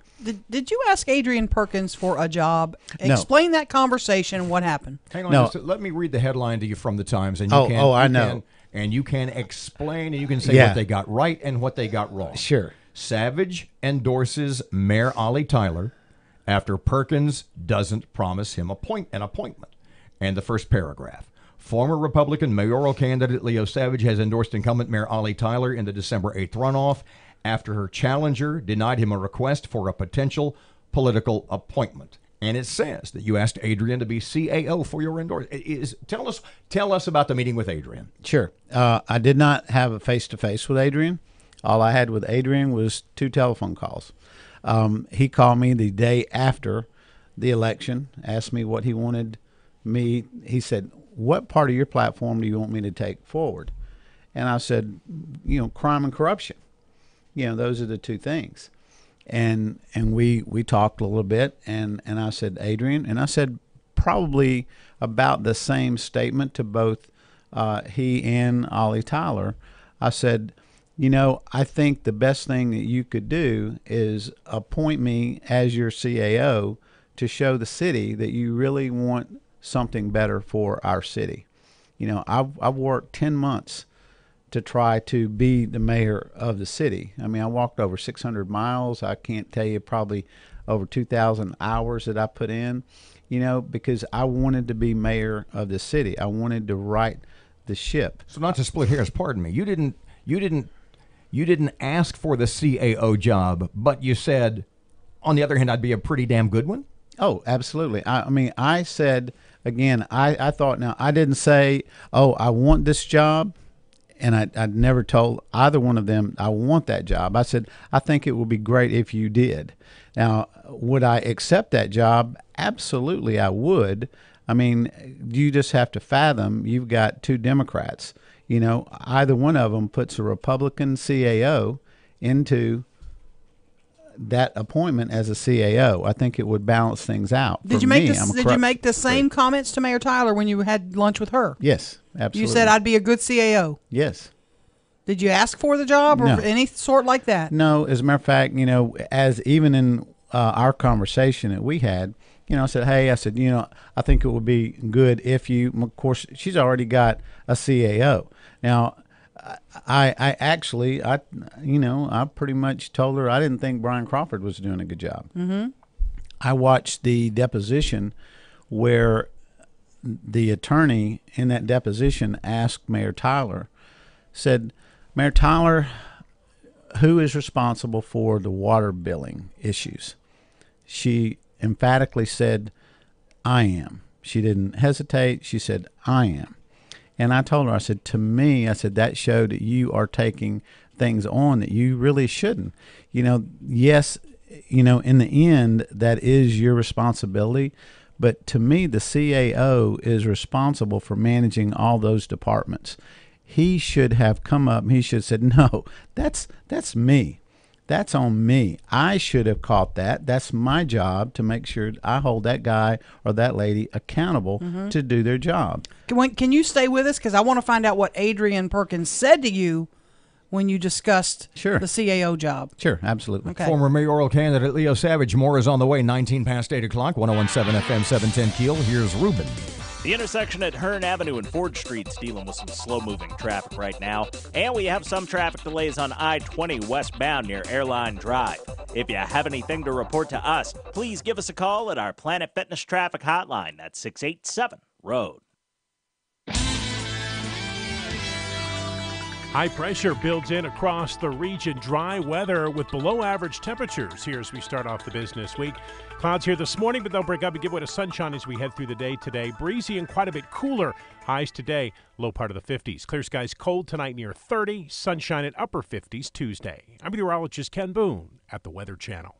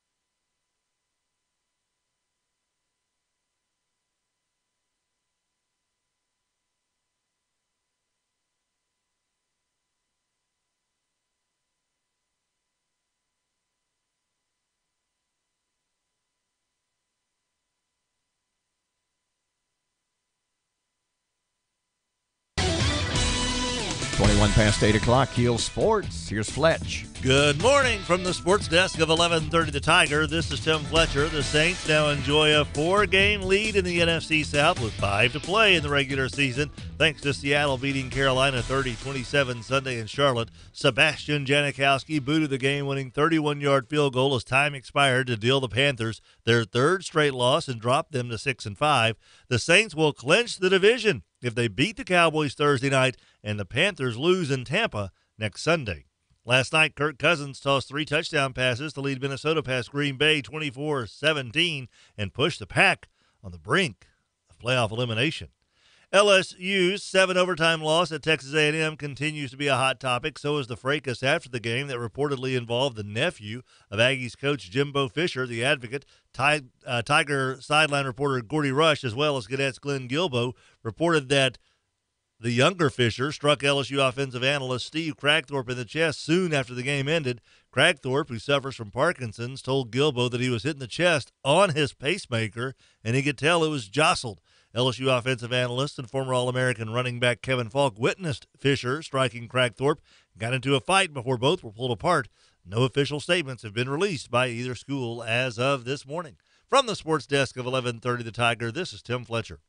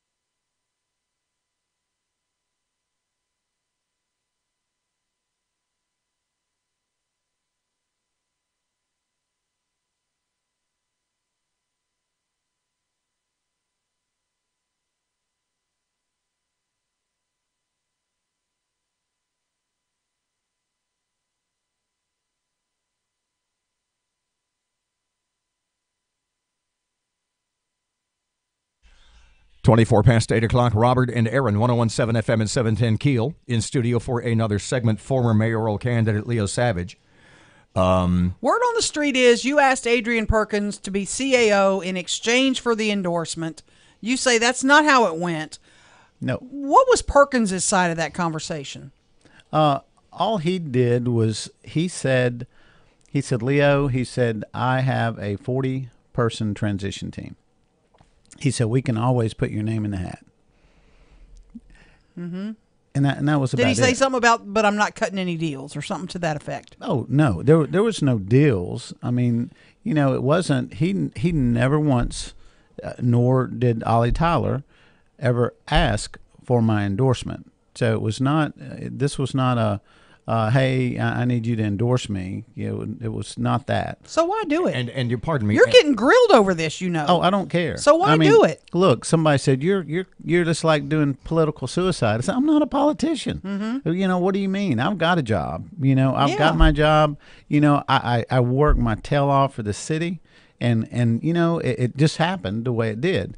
I don't care. The only people who are really coming against me are the people who are backing Perkins, and they're afraid. That's all. Apologies for interrupting. Sure. And correct me if I'm sort of quoting you from the first segment incorrectly. When you said that one of the major reasons that you are endorsing Mayor Tyler is that the corrupt forces that were at one point in her camp have switched to Perkins. Am I pretty much on point with what you said? That's correct. Who are those? Who are those corrupt forces? Well, let me not say those. Lynn Braggs. Lynn Braggs was the person who cut the deal with Triton that got our water meters here that we never used, and that was $10.4 million. We had $7.4 million in water meters and $3 million in software, all purchased from Triton. This is things that we put on our Facebook page and video. Has Lynn Braggs contributed to the Perkins campaign money? Well, if you'll look at that article that you read from, you will see that Adrian says that Lynn Braggs backs him. So, and sort of piggybacking into the next question, what is it about Adrian that, for lack of a better term, bothers you about his candidacy? Oh, well, there's a lot of things. I mean, you guys know that who LSU played Saturday, right? You bet. Well, not who'd they play? Texas A&M. And who else? The referees. The referees, yeah. Mm-hmm. But they didn't play Alabama, right? No. So they didn't play Alabama. They didn't play Mississippi State, Arkansas, Auburn. And my points are that when I was running for mayor, I was running against the current administration, not the other candidates. She was, and the city was my focus. Now, along the way, all of them I've had lunch with exception of Adrian, and never really, I did later on have lunch with Mayor Tyler, but they're all really good people. I think all the people who are running are good people. My problem with Adrian is Adrian's never run anything before in his life, non-civilian. He's never really hired people or fired people or managed any, body. I mean, you had soldiers that you would tell where to go, but the facts are, to me, that he moved away from Shreveport. He was gone 15 years. He doesn't really know, except for what he sees now when he's back. He didn't really have a job. He's never voted except for himself. Why did you feel compelled to endorse anybody? Because I was strong enough against Adrian that I was afraid of the corruption. Again, the things that we found out about how corrupt it was. I mean, you have the Man Shack, you have the Triton deal, you have the CDM Smith deal. So basically what you're saying is that in your mind, Lynn Braggs is, at this point, not only backing Adrian, to quote the Times article, but in your mind, they're buddy-buddy, that his influence will be vast. Well, there are many pictures that we had and we showed that showed them together in fundraisers. So, there's a lot of, there's going to be ties. I mean, I am absolutely, I'm scared to death that if he wins, that there's going to be a major influence. Now, not just from Lynn Bragg's. You have to go down, and the ethics report is there for everybody to see. You can go down and you can see everybody that donated money to Adrian. Leo You Savage. can look at it. Yes, Leo ma'am. Savage, 4 years from now, do you see yourself running for mayor again, or was this your first and last toe in the political water? I don't know. You know, I can't. That's a hard question to answer. I will tell you that the city that I've grown to know, and as I've run, and the things I've learned, and the people that I've met, I have a stronger passion towards our city now. So being involved, that's why I'd said, hey, it would be the right thing to do to probably put me in as your CAO. You know, but I know that me being in there, I could stop the corruption. And maybe I couldn't stop every single thing there, but I know that I would be right in the middle of it and I could control it. And I just want our city to prosper. I want our city to be straightforward, do business the right way, and to treat our citizens the right way, and to really grow. One last thing. If Adrian Perkins is elected, as a lot of people are saying may happen, Yes. what is your advice to him? Oh, wow. If I had advice, I would say cut your ties to anybody who is going to try to control you. Seek the advice of people who are not corrupt. Make sure that you balance yourself out. He needs to hire a CAO who understands how to manage people. I do not think that the individuals he probably is going to put in, I doubt they do. I think it's just going to be somebody else that's going to be controlling him. And one last thing, your advice to Mayor Tyler if she's reelected. I want Mayor Tyler to take a stronger, harder look, and she and I talked about probably taking a more forceful approach at who is running our different departments and making sure that we make decisions quickly. And even if they're wrong sometimes, if somebody's not doing the right thing, I think that we need to replace them and give somebody else a shot at it. Leo Savage, thanks for joining us. Thank you. 101.7 FM, 710 Keel traffic time just ahead of local news. Here's Ruben. Looking right now at some slow-moving traffic on Texas Street in downtown Shreveport, and we're still keeping a close eye on that major accident on I-20 westbound near Airline Drive. It's got traffic backed up past Swan Lake Road right now. If you have anything to report to us, give us a call at our Planet Fitness traffic hotline, 687-ROAD. High pressure builds in across the region. Dry weather with below-average temperatures here as we start off the business week. Clouds here this morning, but they'll break up and give way to sunshine as we head through the day today. Breezy and quite a bit cooler. Highs today, low part of the 50s. Clear skies cold tonight near 30. Sunshine at upper 50s Tuesday. I'm meteorologist Ken Boone at the Weather Channel.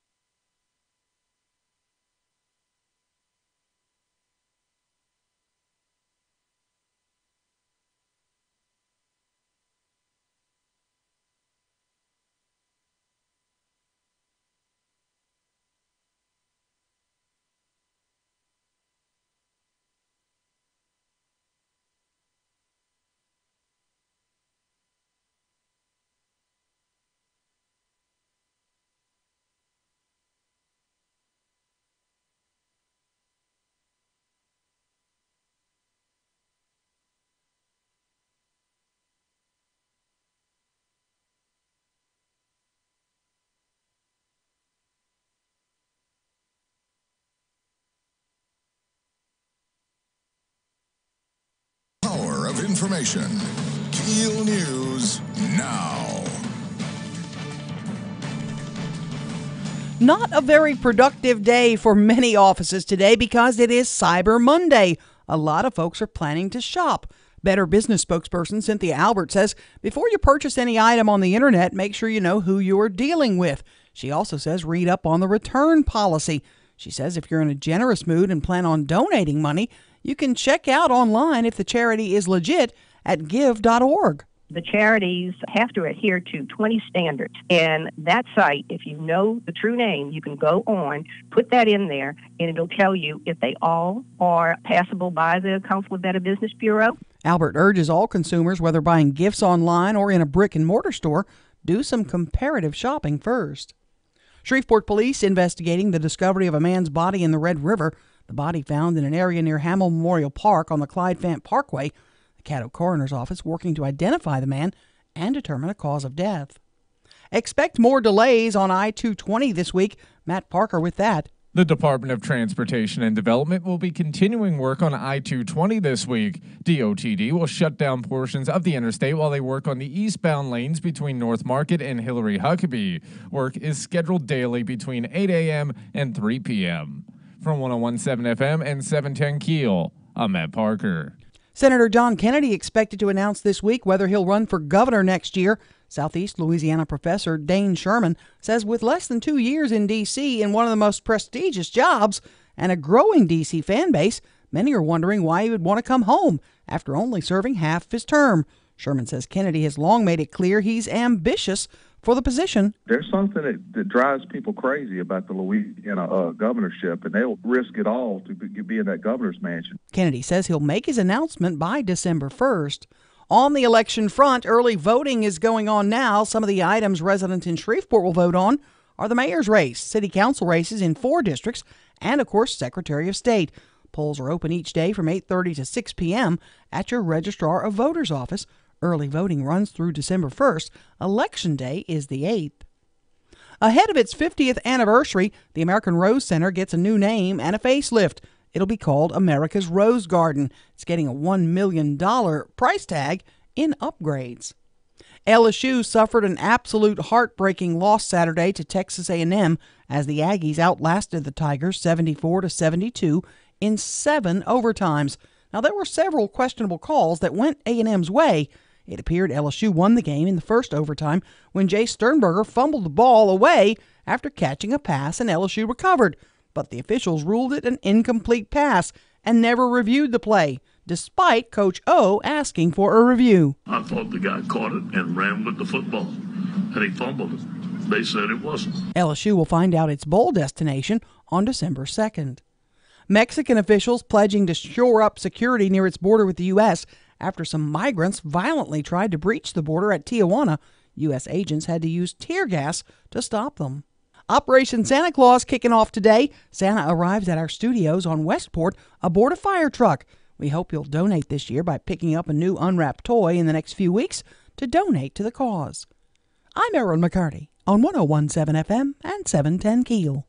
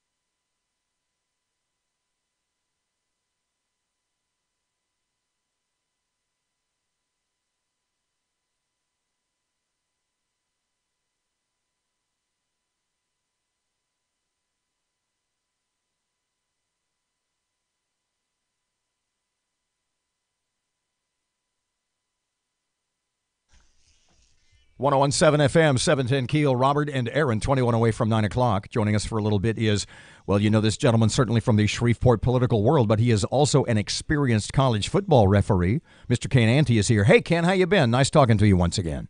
Doing good, Robert and Erin. How are y'all this morning? Before we get into, Not good, Ken. We'll get to you. Pardon me, ladies, gentlemen, we'll get to Erin's headache or headaches in a moment. Before we do, run down your football, your officiating resume, just to bring us up to speed. Well, I've been a football official for 30 years. I did 11 years at Louisiana High School Association before I got into Conference USA, and this is my 19th year with Conference USA and my 8th year as the white hat or the referee. So it's fair to say Ken Ante knows the rules. I know them. I better. Okay, Ken. I don't better know be the expert of all rules that some are, but I know the rules. The refs assigned to the A&M LSU game, who are they? How are they assigned there? Are they like A&M grads or something? No, the head referee is a guy by the name of Matt Austin, who's out of Louisville, Kentucky. He and I officiated arena football together. Matt's a very good person, and in my opinion, a good official. But you know, the referees, we get blamed for a lot of stuff, but really all we are is the mouthpiece and the manager of the game. The calls that are being made, with the exception of involving the quarterback or a hold, are done by the other 8 officials or other 7 officials. Were the calls? I'm sorry. And none of them would have been A&M graduates and been in that game. Okay. Were the calls made during the LSU A&M game? Were any of them questionable from your perspective as an official? In any game, there's going to be questionable calls. The question is whether or not the questionable calls are right or wrong. And then you have judgment calls, and then you have rules interpretations. And I can't discuss the judgment calls because those are judgment. I can just tell you what the rules are, and I can tell you what the philosophy is for most conferences, and specifically for our conference, which is based a lot on the NFL philosophy. A lot of people are freaking out about that kill the clock with grounding the football there at the end of the game. And the NCAA rule, I guess, is 3 seconds have to be on the clock. Walk us through that as you were watching it. That rule developed over the last probably 5 or 6 years. Basically, if there's a first down, as in this case, and there's 3 seconds on the clock, if the team is lined up and ready to go when the referee gives the signal, and what we do in that situation is we raise our arm, we blow the whistle because the quarterback can hear it before they can in the press box, and then after we blow the whistle, then we chop it ready to wind the clock. So pardon me, just one, because I did not see the end of the game. I picked it up about second overtime. So at the end of the game, Texas A&M had made a first down. On the first down, the clock stops. The official... There were 3 seconds on the clock. They lined up.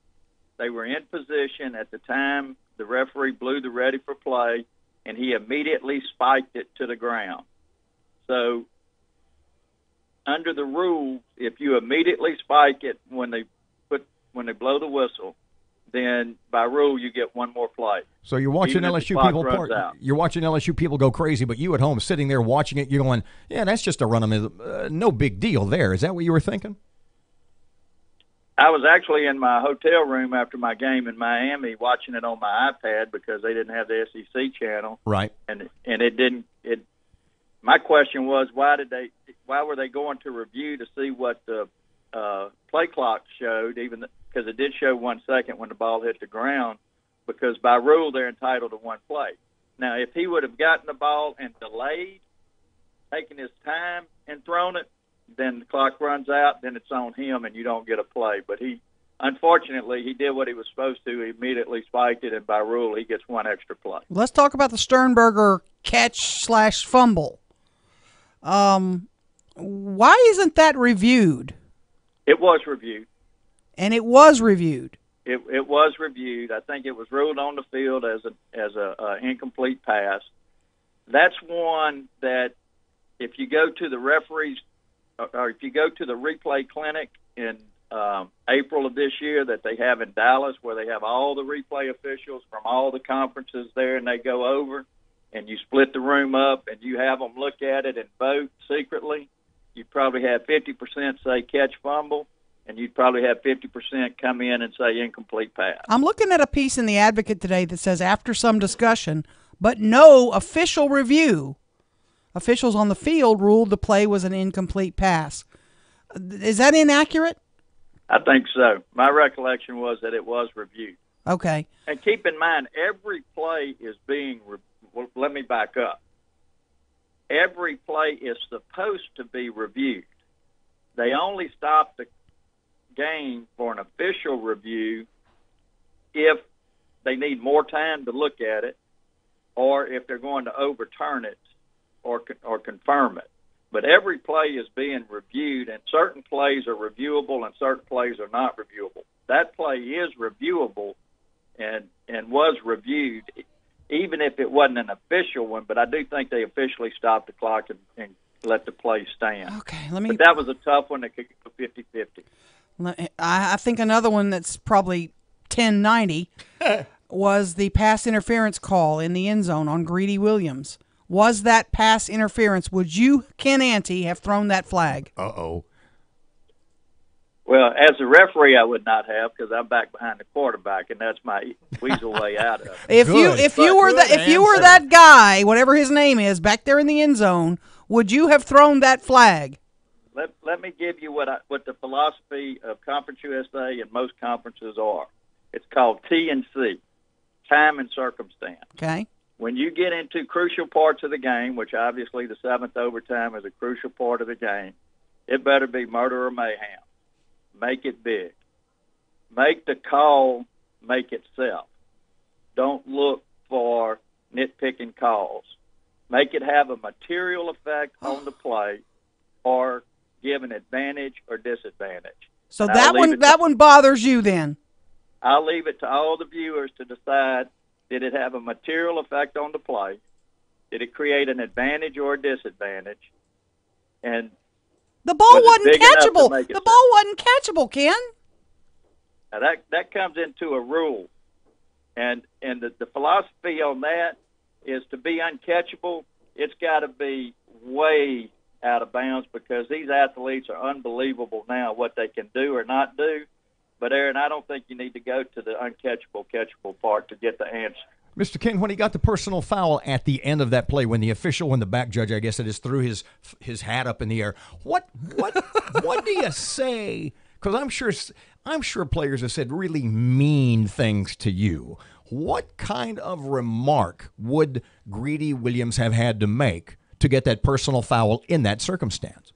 I don't think we can say it live on the air. Oh, so no. It had to be something really, really, really rough. Well, keep in mind, this official had been out there for going on 6 hours when you count the hour before the game. He was probably tired, edgy as well. But usually you don't make those, or I like to have our crew have the philosophy that you don't make those calls unless they're showing you up or unless you have warned them. And if they're showing you up in the middle of the field, then you make it immediately. If they say something inappropriate, you warn them, you warn the coach, and the next time you get them. Sometimes it can be so bad that you get them immediately, but I mean that was a half a yard penalty that really didn't have any effect. Okay, Ken, this officiating crew is in the office with you around the table. You got to score them on how they did at this game. 1 being they suck. Oh, man. 10 being they were magnificent. Where does Ken Ante score this crew? My God, Ken, look at the time. I would have to get our game film that we get after each game and go through and look at it, because there were over 200 plays in there, and we're talking about 5 or 6. And I'm not going to pass judgment on that without I was just a fan watching it on TV with a little more knowledge than the normal fan based on my experience. And they're all good guys. They're all honest guys. their philosophy may be a little different than ours in that they call more what we call nitpicking things, or things that don't have a material effect on the play. Mm-hmm. That may be what their supervisor wants, but I can certainly understand the angst of a lot of people, and even had some A&M referee friends of mine called to try and console me, since they know I am an LSU fan. Ken Ante, longtime referee. Thank you so much for your time. Thank y'all. 849, it's 101.7 FM, 710 Keel. Time for traffic. Here's Ruben. Looking right now at some slow-moving traffic on Texas Street in downtown Shreveport, and we're still keeping a close eye on that major accident on I-20 westbound near Airline Drive. It's got traffic backed up past Swan Lake Road right now. If you have anything to report to us, give us a call at our Planet Fitness traffic hotline, 687-ROAD. It's 45 degrees, 101.7 FM, 710 Keel.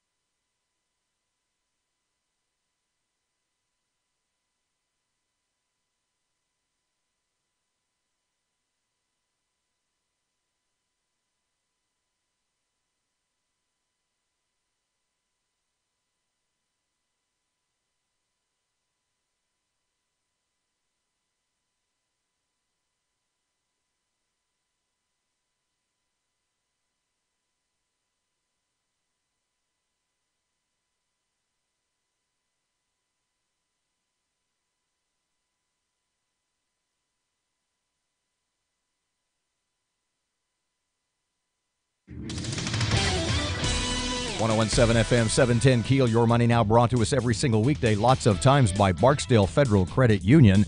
Sports update, here's Fletch. Good morning from the sports desk of 1130 The Tiger. This is Tim Fletcher. The Saints now enjoy a 4-game lead in the NFC South with 5 to play in the regular season, thanks to Seattle beating Carolina 30-27 Sunday in Charlotte. Sebastian Janikowski booted the game-winning 31-yard field goal as time expired to deal the Panthers their third straight loss and drop them to 6-5.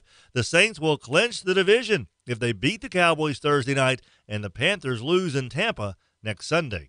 Last night, Kirk Cousins tossed 3 touchdown passes to lead Minnesota past Green Bay 24-17 and push the Pack on the brink of playoff elimination. LSU's 7-overtime loss at Texas A&M continues to be a hot topic. So is the fracas after the game that reportedly involved the nephew of Aggies coach Jimbo Fisher, the Advocate. Tiger sideline reporter Gordy Rush, as well as Cadets Glenn Gilbo, reported that the younger Fisher struck LSU offensive analyst Steve Cragthorpe in the chest soon after the game ended. Cragthorpe, who suffers from Parkinson's, told Gilbo that he was hit in the chest on his pacemaker, and he could tell it was jostled. LSU offensive analyst and former All-American running back Kevin Falk witnessed Fisher striking Cragthorpe, got into a fight before both were pulled apart. No official statements have been released by either school as of this morning. From the sports desk of 1130 The Tiger, this is Tim Fletcher.